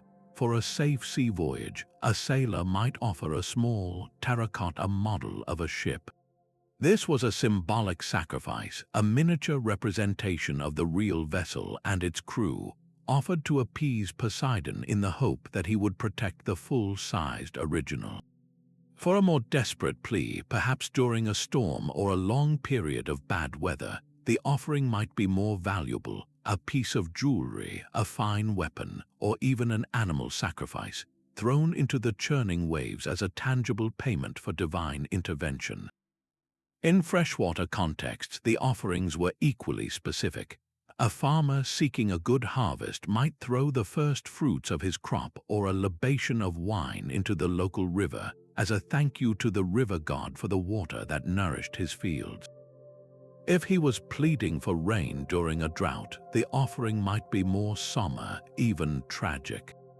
Archaeological finds in bogs and lakes across northern Europe, for instance, include incredibly well-preserved objects like cauldrons, swords, and even human remains, suggesting that in times of extreme crisis, communities felt compelled to offer their most precious possessions, or even lives, to appease the water spirits they believed controlled their survival. These practices created a continuous, tangible dialogue between humanity and the divine hierarchy. A lake bed littered with ancient coins and jewelry isn't just an archaeological site. It's a centuries-long archive of human hopes, fears, and negotiations with the spirit of that lake.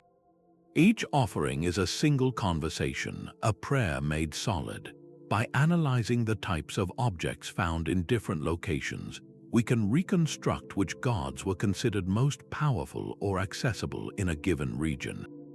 The sheer number of Poseidon-related votive offerings found around the Mediterranean underscores his perceived dominance over that sea. In contrast, the prevalence of offerings to local nymphs at mountain springs in Greece tells us that while people acknowledged the supreme authority of the Ocean King, their day-to-day survival often depended on maintaining a good relationship with the lower-level, local administration of the water cycle. This sacred geography bridges the gap between the grand stories of gods and monsters and the gritty reality of human life. It shows us that these myths were not abstract philosophies but practical, living systems that guided where people built, how they traveled, and what they did when faced with drought, storm, or famine. The temple on the cliff and the coin in the fountain are the missing links, the physical proof of a world where every river had a voice and every ocean wave was an expression of a conscious, powerful will. This tangible interaction with the divine forces of water naturally leads us to consider the deeper, more abstract meanings that these hierarchies held, the powerful symbols that flowed beneath the surface of the rituals themselves. These mythic maps of the divine bureaucracy were not just ancient explanations for the tides or the rain, they were also profound blueprints of the human mind itself. Long before modern psychology gave us terms like the unconscious, our ancestors were already charting its mysterious currents through the language of water. The journey from the safety of a local riverbank to the terrifying and magnificent expanse of the open ocean mirrors a journey we all take inward, from the conscious ego to the vast, unknown depths of our own psyche. This is the enduring symbolic power of these aquatic hierarchies, a layer of meaning that explains why these ancient stories still feel so resonant today. The river, with its clear banks and predictable course, is a perfect symbol for the conscious mind. It's the part of ourselves we know well, our daily thoughts, our planned actions, the identity we present to the world. It's localized like a river god who has a specific name and a defined territory, but every river flows into something greater and far more mysterious. The ocean represents the collective unconscious, a term coined by the Swiss psychiatrist Carl Jung to describe the deepest, most impersonal layer of the human psyche, shared by all of humanity. It is the source of our most powerful instincts, our deepest fears, our creative potential, and our ancestral memories. It is vast, ancient, and largely unknown, just like the deep sea. We may sail on its surface for a time, but we can never fully comprehend what lies beneath. The gods and monsters of these myths then become archetypes, universal patterns and figures that inhabit this shared psychic ocean. Jung proposed that these archetypes are the fundamental structures of the unconscious, and they emerge in our dreams, our art, and our myths. Poseidon is not just a god of the sea. He is the archetype of the powerful, often tempestuous father figure, the ruler whose moods can bring either prosperity or destruction. His trident is the symbol of raw, untamed authority that can both create and shatter. To navigate his domain successfully, a hero must learn to respect this power, to negotiate with it, much as we must learn to navigate the powerful, often unconscious authority figures and impulses within our own lives. The hero's journey across Poseidon's realm is an allegory for the ego's struggle to find its place in relation to these immense internal forces. The benevolent narratives, then, might represent the nurturing, creative, and harmonious aspects of our deeper nature. They are the calming influences, the moments of insight and beauty that emerge from the unconscious, guiding us toward psychological well-being. They show that the deep psyche is not only a place of monsters, but also a source of incredible fertility and inspiration. But no journey into the depths is without its perils, and this is where the monsters serve their most crucial symbolic function. The Greek Scylla and Charybdis, the monster and the whirlpool positioned on either side of a narrow strait, are a perfect metaphor for an impossible psychological dilemma. They represent the kind of lose-lose situation we all face, where avoiding one danger inevitably pulls us toward another. Do we risk being devoured by the six-headed monster of one set of consequences, or sucked into the whirlpool of another? This is the archetype of the double bind, a situation where the ego feels trapped with no clear path forward. The Norse Midgard serpent, Jormungandr, coiled around the world, symbolizes the limits of the conscious ego. He is the boundary of the known self, the terrifying ring of chaos and potential destruction that encircles our ordered reality. To confront him, as Thor does, is to risk a catastrophic encounter with the unconscious that could shatter the ego entirely. These monsters are not external threats, they are internal ones. They are the manifestations of our deepest anxieties, our repressed traumas, and the shadow aspects of our own personality that we try to keep submerged. This symbolic reading adds a breathtaking depth to the myths. When the Babylonian god Marduk battles the primordial sea goddess Tiamat, it is not just a story about cosmic order overcoming chaos. It is a powerful allegory for the necessary process of individuation, the psychological journey toward becoming a whole, integrated self. The ego, represented by Marduk, must confront the overwhelming, chaotic, and creative power of the unconscious, the Great Mother, Tiamat. This is not a battle to be won through destruction, but through integration. Marduk does not erase Tiamat, he uses her body to create the structured world.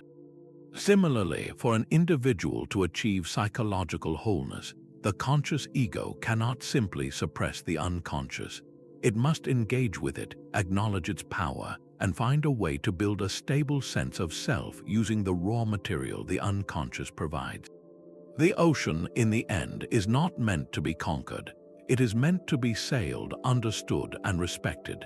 The aquatic hierarchies, with their kings, courts, and monsters, give us a symbolic language for this most profound of human journeys. They remind us that the greatest adventures are not those across physical maps, but the voyages we take into the uncharted waters of our own being, navigating the archetypal forces that have shaped human experience since the very beginning.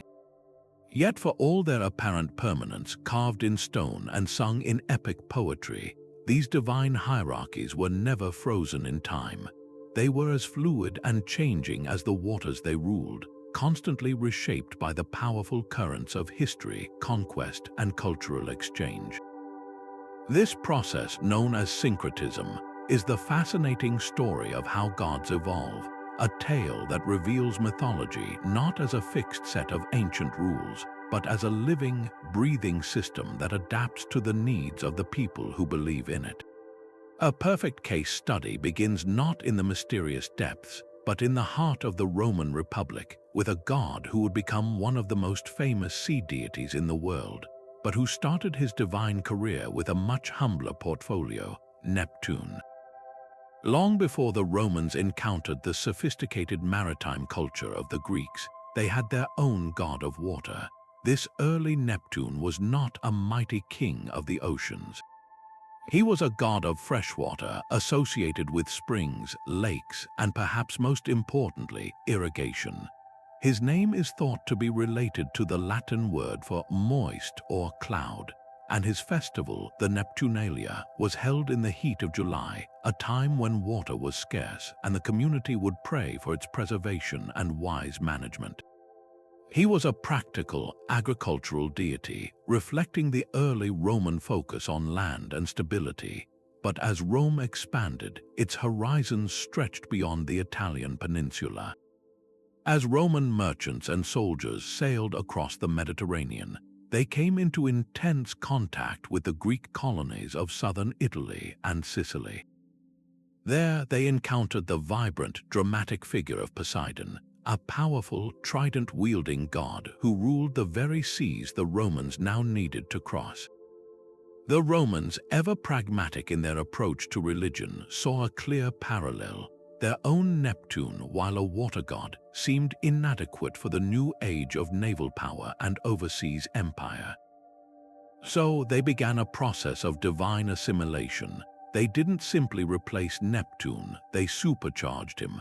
They absorbed the mythology, iconography, and immense power of the Greek Poseidon and grafted it onto their own god.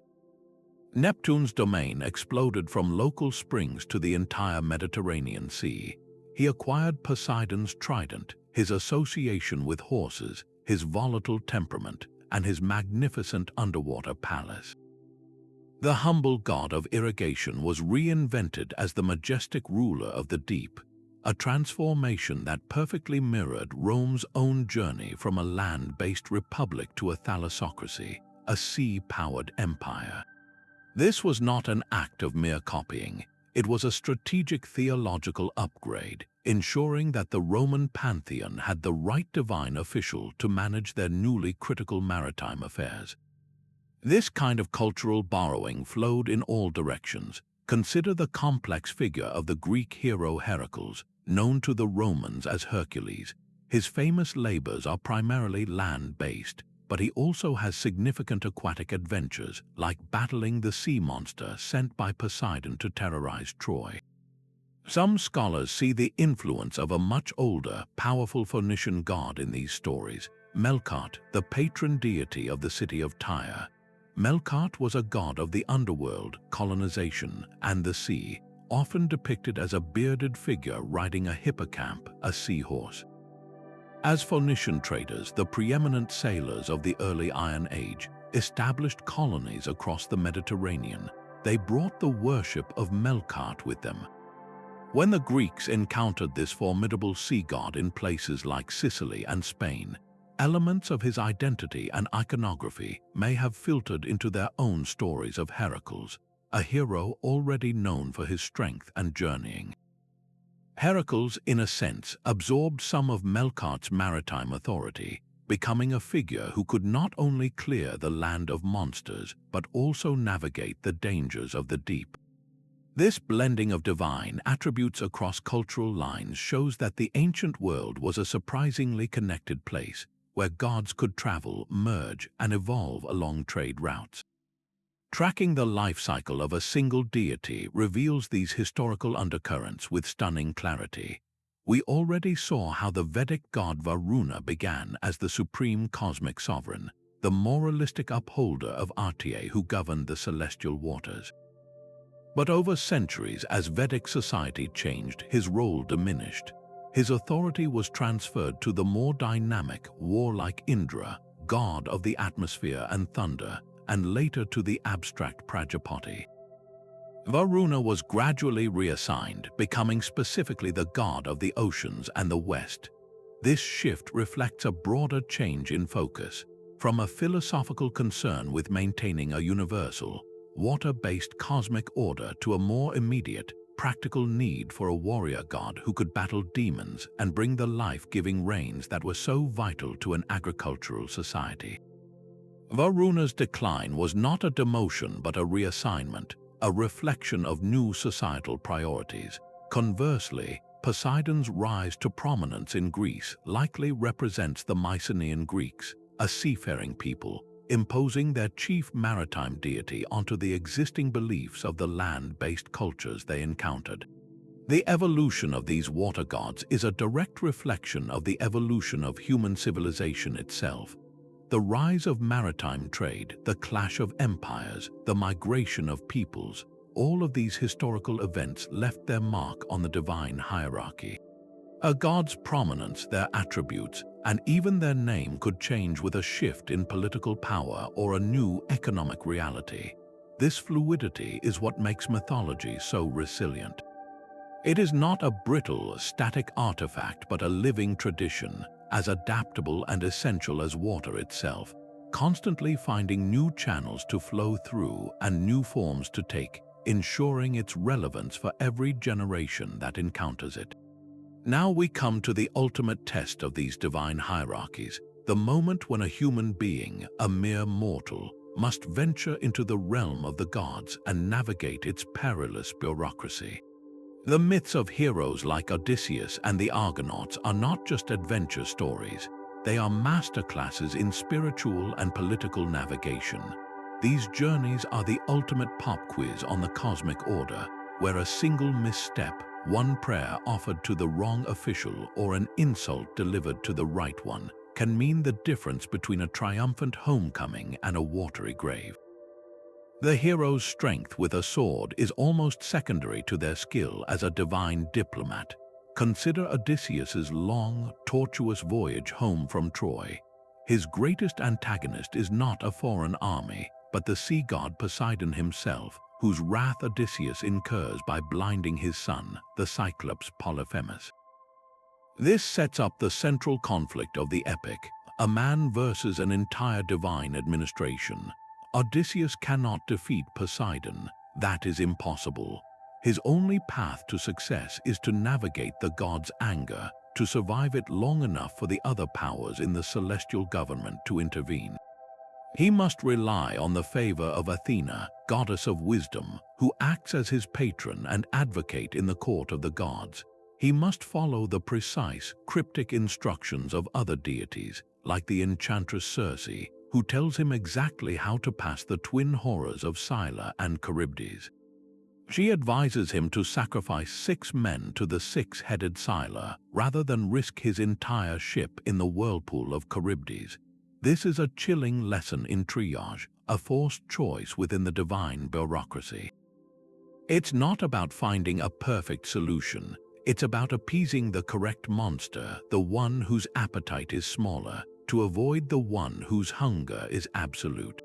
Odysseus's success hinges on his ability to read these divine memos correctly and execute the plan with cold, calculated precision. His cunning is not just for tricking mortals, it is the essential skill needed to outmaneuver the rules of a system he can never hope to control. The voyage of the Argonauts presents a different kind of challenge, one that is less about personal vendetta and more about a collective mission through a landscape of divine geography. Their goal is to retrieve the Golden Fleece, a quest that takes them to the edge of the known world. Their path is blocked by the Symplegades, the clashing rocks, which are not merely a natural hazard but a conscious, malevolent force. These great rocky masses would crash together with tremendous force, crushing any ship that attempted to pass between them. To succeed, the Argonauts cannot rely on brute force. They must first receive divine advice, in this case from the blind prophet Phineus, who tells them to let a dove fly through the rocks first. By observing the dove's flight, they learn the timing of the clashing. Then they must call upon the direct aid of a specific deity, the goddess Hera, who gives their ship, the Argo, an extra burst of speed to slip through just as the rocks recoil. The entire sequence is a ritual of propitiation and precise action. It demonstrates that the natural world is intelligent and responsive to divine will. The rocks themselves are part of the system, and passing them requires not just courage but following a divinely sanctioned protocol. It's a test of the crew's ability to work together, to trust in signs, and to leverage their connections on Mount Olympus. Their heroism is measured by their obedience to a higher power and their skillful execution of a celestial strategy. These epic journeys function as powerful metaphors for the human experience itself. Life, like the wine-dark sea, is unpredictable and filled with hazards we cannot always see coming. The hero's quest is an allegory for our own passage through the world. The divine hierarchy represents the complex systems of power, fate, and circumstance that we all must navigate. We may not face a literal cyclops, but we all encounter seemingly immovable obstacles. We may not sail past a literal Scylla and Charybdis, but we frequently face impossible choices where every option carries a heavy cost. The wisdom of these myths lies in their strategic advice. They teach us that success is not always about direct confrontation. Sometimes it is about knowing when to appeal for help, like Odysseus relying on Athena. It is about understanding the rules of the system you are in, like the Argonauts heeding the prophet's advice. And it is about making difficult sacrifices to avoid total catastrophe, as Odysseus does in choosing to lose a few men to save the rest. The monsters are the unforeseen crises, the sudden losses, the periods of chaos that threaten to swallow us whole. The gods are the larger forces at play, the market trends, the societal shifts, the random acts of fate that feel like the whim of a distant, powerful being. To be a hero in one's own life is to develop the same skills Odysseus and Jason had: resilience, cleverness, the ability to build alliances, and the wisdom to know which battles to fight and which channels to navigate around. These ancient stories are, at their core, survival guides for the soul, teaching us how to steer our fragile vessels through the stormy and magnificent waters of existence, using the stars of courage and the compass of wisdom to find our way.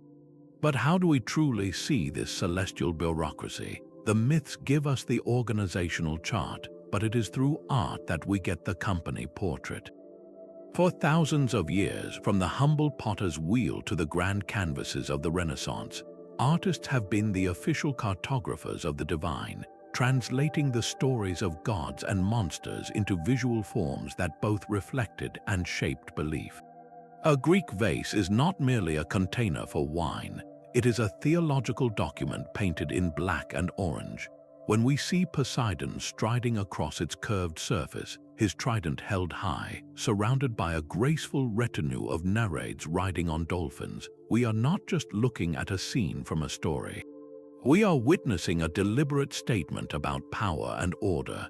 The central placement of Poseidon, his larger size compared to the nymphs, and the very fact that he is calm and commanding, all reinforce his supreme authority. The Nereids, smaller and arranged around him, visually define his court. Their presence communicates that he does not rule a barren wasteland, but a populated, organized kingdom. This imagery served to reinforce the social and cosmic hierarchy for the person using the vase, making the invisible structure of the divine world a tangible part of their daily life. This visual language of power was incredibly precise. Every attribute, every symbol, was a piece of coded information about a god's identity and domain. The Roman sea god Oceanus, for instance, is instantly recognizable in mosaics by his distinctive crab-claw horns. This is not a random artistic choice. The crab, a creature that inhabits the boundary between land and sea, perfectly symbolizes Oceanus's role as the god of the great river encircling the world, the ultimate limit and source.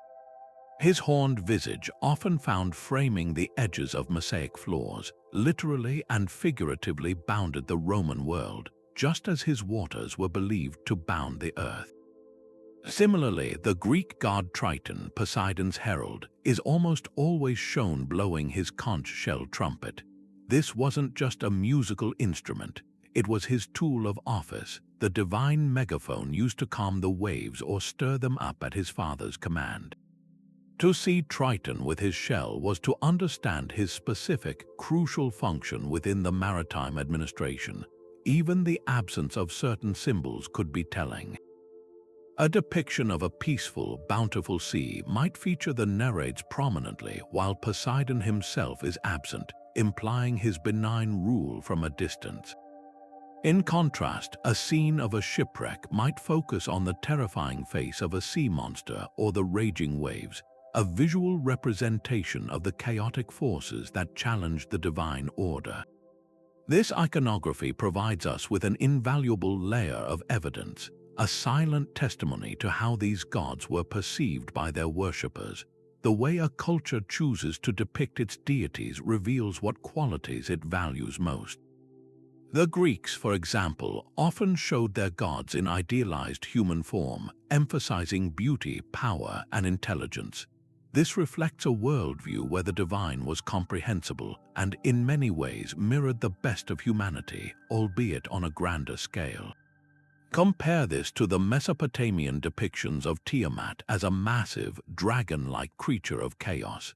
This monstrous form communicates something entirely different, a perception of the primordial sea as an untamable, terrifying force that must be violently subdued for civilization to exist. The art doesn't just illustrate the myth, it reveals the deep-seated cultural anxiety behind it. By analyzing these depictions across time and cultures, we can trace the evolution of beliefs. An early Etruscan rendering of a sea god might be crude and menacing, while a later Roman statue of Neptune, influenced by Greek art, is majestic and serene. This shift mirrors a broader cultural transformation, from fearing the sea as a mysterious power to viewing it as a territory to be mastered and ruled. Perhaps the most powerful function of this sacred art was its role in making the divine hierarchy accessible. Most people in the ancient world could not read the epic poems that detailed the gods' complex relationships. But they could look at the fresco on a temple wall or the carving on a public fountain. These artworks were a form of mass communication, a continuous visual sermon that taught the public who was in charge, what each god controlled, and how to properly show respect. A fisherman praying at a small shrine, adorned with an image of Poseidon holding a fish, understood he was appealing to the correct authority for a good catch. A merchant seeing a mosaic of Oceanus on the floor of a bathhouse was reminded of the vast, interconnected world of trade that the gods oversaw. Art transformed the abstract concepts of myth into a concrete, visual reality that could be engaged with, prayed to, and feared. It turned the whispers of the deep into a portrait gallery, giving a face to the forces that governed every aspect of life, from the smallest spring to the boundless ocean, making the mysterious hierarchy of the waters something that could be seen, understood, and most importantly, worshipped. And so, the ancient currents of myth did not simply vanish with the advent of science and reason. They flowed underground, resurfacing with undeniable power in the stories we tell ourselves today. Our blockbuster films and epic fantasy novels are the new sacred texts, and they are still populated by the archetypal rulers of the deep. Consider the profound, almost melancholic presence of Ulmo, the Lord of Waters, in J.R.R. Tolkien's Legendarium. Ulmo is not a direct copy of Poseidon, but a thoughtful reinvention drawing from the same deep well of archetypes. He is a Valor, one of the godlike powers of Middle-earth, but unlike his peers who dwell in the blessed realm of Valinor, Ulmo never abandons the seas and rivers of the world. He is the one Valor who remains closest to the struggles of elves and men, his voice audible in the waves and the falling rain. He is both a mighty king and a solitary wanderer, a figure of immense power who communicates through music and intuition. Tolkien, a profound scholar of mythology, understood the template perfectly. Ulmo is the wise, ancient sea king, but his character is infused with a distinctly Northern European sensibility, less volatile than the Greek Poseidon, more solemn and deeply connected to the sorrows of the world. He doesn't rule from a glittering palace but exists as the soul of the water itself, a direct heir to the primordial, all-encompassing power of a figure like Oceanus. This mythological DNA is even more apparent in stories aimed at a global audience, like Disney's animated film Moana. The entire narrative is a beautiful and direct engagement with Polynesian mythology, centering on the life-giving goddess Te-Fiti and her destructive alter ego, Te-Ka. This is not a simple good versus evil story. It is a classic dualistic representation of the ocean's nature, reminiscent of the Norse Igeer and Ran, or the Aztec Tylalock, who could grant fertility or send destructive storms. Te-Fiti is the creator whose heart gives life to the islands and the sea. When her heart is stolen, she transforms into Te-Ka, a raging volcanic demon who threatens the world with blight. The ocean itself is a character, a conscious force that chooses Mona and actively guides her on her quest. This is the aquatic hierarchy in its familial Polynesian form. The ocean is not a territory to be ruled by a trident, but a wise, ancestral presence that requires a symbiotic relationship with humanity. Mona's journey is one of restoring balance, of healing the fractured goddess to reunite the nurturing and destructive aspects of nature. It is a modern parable that uses the ancient symbolic framework to teach a lesson about ecological respect and spiritual wholeness, proving that these patterns are still the most powerful way to talk about our relationship with the natural world. Then, of course, there is the most literal modern translation of the Sea King archetype, Aquaman. In the world of DC Comics, Arthur Curry is the half-human, half-Atlantean ruler of the underwater kingdom of Atlantis. His story hits every note of the ancient Greek blueprint. He has a divine weapon, the Trident of Atlan, which grants him sovereignty over the seas. He commands a vast and diverse court of advisors and soldiers, from the noble Vulco to the fierce Mera, mirroring Poseidon's court of Triton and the Nereids. His kingdom is filled with monstrous challenges, like the trench creatures and rival factions, which he must overcome to maintain his rule. Aquaman's narrative is fundamentally about the struggle to govern, to balance the needs of his underwater subjects with the world of the surface, to negotiate treaties, and to battle usurpers. This is the imperial model of Poseidon's court updated for a contemporary audience, complete with the political intrigue of a royal family. The enduring popularity of Aquaman shows that we are still captivated by the idea of a single, powerful figure imposing order on the chaotic deep, a fantasy that resonates in a world where we still feel at the mercy of natural forces. What these modern examples reveal is that the template of the aquatic hierarchy is a fundamental tool of human storytelling. It provides a ready-made structure that audiences intuitively understand. The king or queen gives us a point of identification. The court of advisors allows for political drama and diverse characters.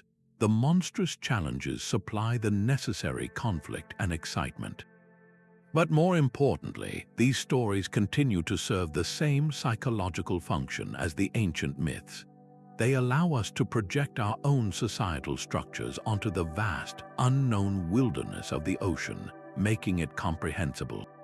They give a face to the power of nature, allowing us to explore themes of responsibility, balance, and the delicate relationship between humanity and the environment.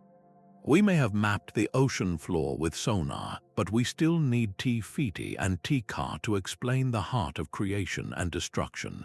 We may understand the physics of waves, but we still need an Ulmo to give that power a voice and a conscience. Our modern myths, in all their CGI glory, are not mere entertainment. They are the living continuation of a conversation our ancestors began thousands of years ago, a testament to the enduring need to find meaning, order, and a touch of royalty in the restless, eternal sea. But what happens when a society forgets that the river has a spirit, when we cease to see the ocean as a kingdom and start to see it as a mere resource, a convenient dump for our waste? The ancient myths we have been exploring are not just relics of a bygone superstition.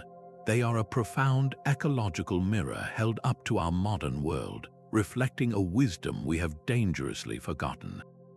In an age defined by climate change, melting glaciers, and pervasive water scarcity, these stories speak with an urgent and startling clarity. They teach us that the very first step toward sustainability is not a technological breakthrough, but a shift in perception, from seeing water as an impersonal it to recognizing it as a thou, a living presence with which we are in a sacred relationship. This shift was encoded into the very structure of the divine hierarchy, the belief that every single water source, from the smallest trickle in a forest to the mightiest ocean current, was under the guardianship of a conscious being, created a powerful, decentralized system of environmental ethics. A farmer would not dare to foul the local spring because that would be a direct insult to the naiad who lived there, and her vengeance was understood to be swift and local. The spring would dry up, the crops would fail, the community would suffer. This was not an abstract global concern, it was an immediate personal accountability. The punishment for polluting a river wasn't a distant government fine. It was the wrath of the river god himself who could flood your home or curse your lineage. This worldview fostered a deep-seated reverence that acted as a powerful deterrent against abuse. Water was not a commodity to be exploited, but a neighbor to be respected, a relative to be honored. Contrast this with our modern, disenchanted perspective. Through the lens of science and industry, we have achieved incredible mastery over water. We dam rivers, reroute them through continents, and extract groundwater from profound depths. But this mastery has come at a cost. By stripping water of its divine guardians, we have also stripped it of its inherent rights. We see it as a chemical compound, H2O, a utility to be managed with maximum efficiency for human consumption and economic growth. A corporation dumping chemical waste into a river today calculates the risk of legal penalty versus the profit margin. It does not fear the spirit of the river rising up in retribution. The mythic framework imposed a moral and spiritual cost on ecological harm that our current systems of law and economics often fail to capture. The ancient world understood something we have neglected, that true sustainability requires not just regulations but reverence. This is not a call to literally resurrect belief in Poseidon or the Vodyanoi. It is, however, a powerful argument for rediscovering the psychological and ethical principles those figures represent. The core lesson is about interconnectedness. The Greek concept of Oceanus as the great river encircling the world, feeding all other water sources, is a stunningly accurate metaphor for the global hydrological cycle we now understand scientifically. The myth knew what our data confirms, that the water in your glass is connected to the rain cloud, the mountain snowpack, and the deep ocean. What happens upstream, whether it's a prayer to a nymph or the dumping of industrial fertilizer, has consequences downstream. The Polynesian view of the ocean as a living ancestor, Tangaroa, encourages a relationship of partnership and gratitude rather than domination.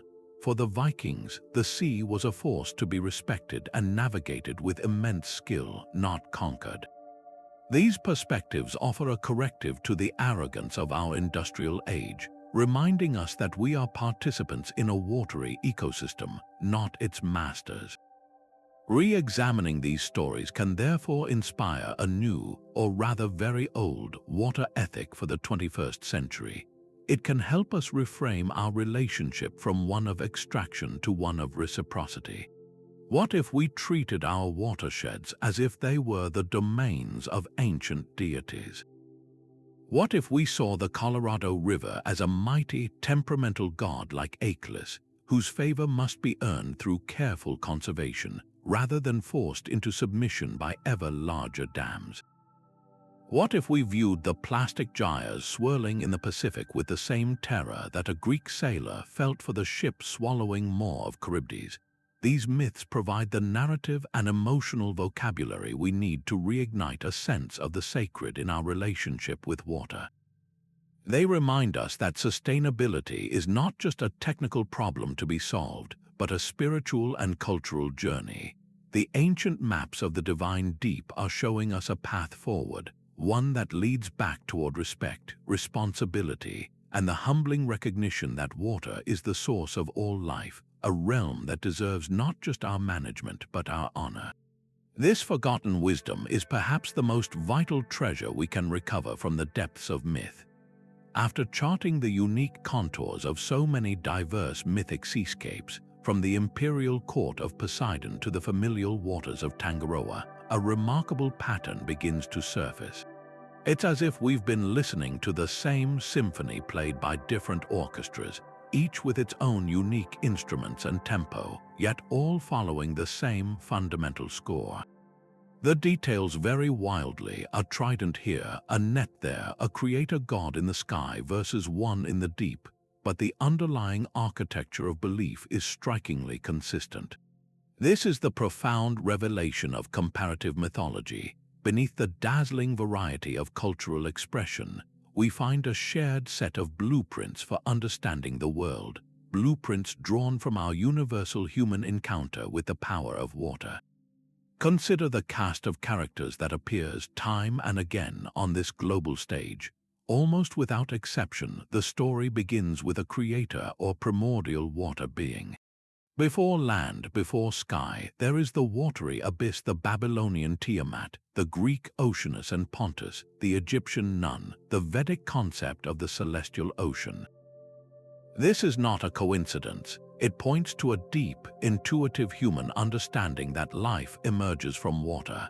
Every human being begins their existence floating in the amniotic fluid of the womb, and every civilization was cradled by a river or a coastline. That primal experience of water as the source of existence is projected onto the cosmos itself. The world, like a baby, is born from a great cosmic sea. Then, from that primordial soup, a ruling figure emerges to bring order. Often, though not always, this is a male deity, a Poseidon, a Varuna, an Igeer who claims dominion. This represents a crucial psychological step, the transition from awe-inspired fear of a chaotic natural force to the desire for a relationship with a conscious ruler. A king can be petitioned, appeased, and negotiated with. A formless abyss cannot. This shift mirrors humanity's own journey from nomadic hunter-gatherers at the mercy of the elements to settled agricultural societies that sought to manage and control their environment. The Ocean King is a mythic representation of our attempt to impose a social and political order onto the intimidating wilderness of nature. But no ruler governs alone, and so we find the host of lesser spirits. The Greek Nereids and Naiads, the Aztec Tylalocks, the Norse wave maidens, these specialized deities form the divine civil service. They personify the countless different aspects and moods of water, from a gentle rain shower to a crashing wave. This bureaucratic model reflects a very human need to categorize and compartmentalize the world's complexity. It's far less daunting to pray to a specific nymph for a safe journey than to shout a general plea into the vastness of the entire ocean. This division of labor makes the immense, unpredictable power of the natural world feel manageable, breaking it down into a series of addressable departments. And finally, challenging this hard-won order, we have the chaotic monsters, the Norse Jormungandr, the Greek Scylla and Charybdis, the Babylonian Tiamat in her wrathful form. These beings are the necessary antagonists. They ensure that the sea is never seen as completely tamed or safe. They represent the lingering power of the primordial chaos, the undeniable truth that no matter how sophisticated our understanding becomes, a storm can still rise without warning to swallow a ship. The presence of these monsters maintains a vital tension in the myths, a reminder that the cosmos is a balance between order and chaos, and that the authority of the gods is never absolute. This duality is perhaps the most universal theme of all, water as both life-giver and death-bringer. The same Nile that floods its banks to deposit fertile silt, giving life to Egypt, can also overflow catastrophically and wipe away villages. The same ocean that provides a bounty of fish and a highway for trade can summon a wave that dazzles a vessel to splinters. This fundamental ambiguity is etched into every aquatic hierarchy. The river god who grants fertility is also the one who sends a flood in his anger. The sea king who guarantees safe passage is the same one who stirs up the storm. The myths do not shy away from this paradox. They embrace it as the essential nature of water, and by extension, of existence itself. So, where does this astonishing consistency come from? It arises not from some ancient, lost global civilization, but from the shared bedrock of human experience. Every human in every culture has needed fresh water to drink. Every culture has witnessed the destructive power of a flood or a hurricane. Every culture has looked out at the vast, horizonless ocean and felt a mixture of awe, curiosity, and fear. These are the universal raw materials from which mythology is forged. The different cultural lenses, the political structure of an empire, the familial bonds of a tribal society, the agricultural needs of a river valley, then shape these raw materials into the specific stories of Poseidon, Tylalock, or Tangaroa. The Greek, living in a world of city-states and naval ambition, creates a god who acts like an ambitious king. The Polynesian, for whom the ocean is a pathway to new islands, sees it as a generative ancestor. The Slavic farmer, dependent on the local river, populates it with a solitary, temperamental spirit. The deep structure remains the same, but the surface details are painted with the colors of local geography, history, and social organization. This comparative approach does more than just highlight similarities. It allows us to see the shared human psyche at work, grappling with the same elemental forces. It reveals that our ancestors were not merely creating entertaining fictions, but were engaged in a profound collective project of meaning-making. They were using the best tools they had: story, symbol, and personification, to build a conceptual framework for a world that was often terrifying and incomprehensible. By comparing these frameworks, we see the deep structures of human thought, our need for order, our fear of chaos, our recognition of duality, and our enduring desire to find a conscious intelligence behind the forces of nature. These aquatic hierarchies are more than maps of the sea. They are maps of the human mind, charting our deepest hopes, our greatest fears, and our timeless quest to understand our place in the great, mysterious ocean of existence. Our journey from the humble river gods to the majestic ocean kings has revealed a stunningly complex and diverse tapestry of belief, a global conversation with the water that shaped human consciousness. We have charted the celestial bureaucracy of the Greeks, where Poseidon ruled from a golden palace with a court of specialized officials, reflecting a society that saw the sea as a territory to be administered. We have felt the chill of the Norse vision, where the giant Igeer and his net-casting wife, Ran, represented a distributed power structure, a world of autonomous forces to be respected rather than a kingdom to be ruled. We have witnessed the Egyptian paradox, where the life-giving Nile was the center of a sacred order, and the vast ocean was the surrounding void of chaos, showing us that a culture's primary water source dictates its entire divine landscape. From the Polynesian wayfinders who saw the ocean as a familial pathway to the Slavic farmers who negotiated with the temperamental Vodyanoi of each local pond, we have seen that every mythology is a unique map drawn from a specific environmental and social reality. These are not mere fairy tales. They are the operating systems of ancient civilizations, profound maps of reality that functioned as science, psychology, and political theory long before those disciplines had names. They taught people how to predict the weather by understanding the moods of the gods, how to navigate ethical dilemmas by fearing the noose of Varuna, and how to structure their societies by projecting their own hierarchies onto the cosmos. They are a testament to the human need to find pattern, purpose, and personality in the elements, to transform a terrifyingly random natural world into a community of beings with whom one could negotiate. As we face our own profound challenges with the world's waters, the rising seas, the vanishing glaciers, the polluted rivers, these ancient maps of the deep offer a forgotten wisdom that is urgently relevant. They remind us that water is not just a resource to be managed with technology, but a realm that demands reverence. The belief that every spring had a nymph and every ocean a king created a powerful, inherent incentive for sustainability, a personal accountability that our modern systems of regulation often struggle to enforce. Perhaps the most important lesson we can draw from these stories is the need to rebuild a sacred relationship with water, to see it not as an impersonal chemical compound but as the source of all life, worthy of honor and respect. The next time you stand by a river or look out at the sea, try to see it through the eyes of your ancestors, not as a blank space on a map, but as a living, conscious territory, a domain with a history and a hierarchy all its own. We would love to hear which of these aquatic deities resonated most with you. Was it the bureaucratic power of Poseidon, the moral gravity of Varuna, or the transformative mystery of Glaucus?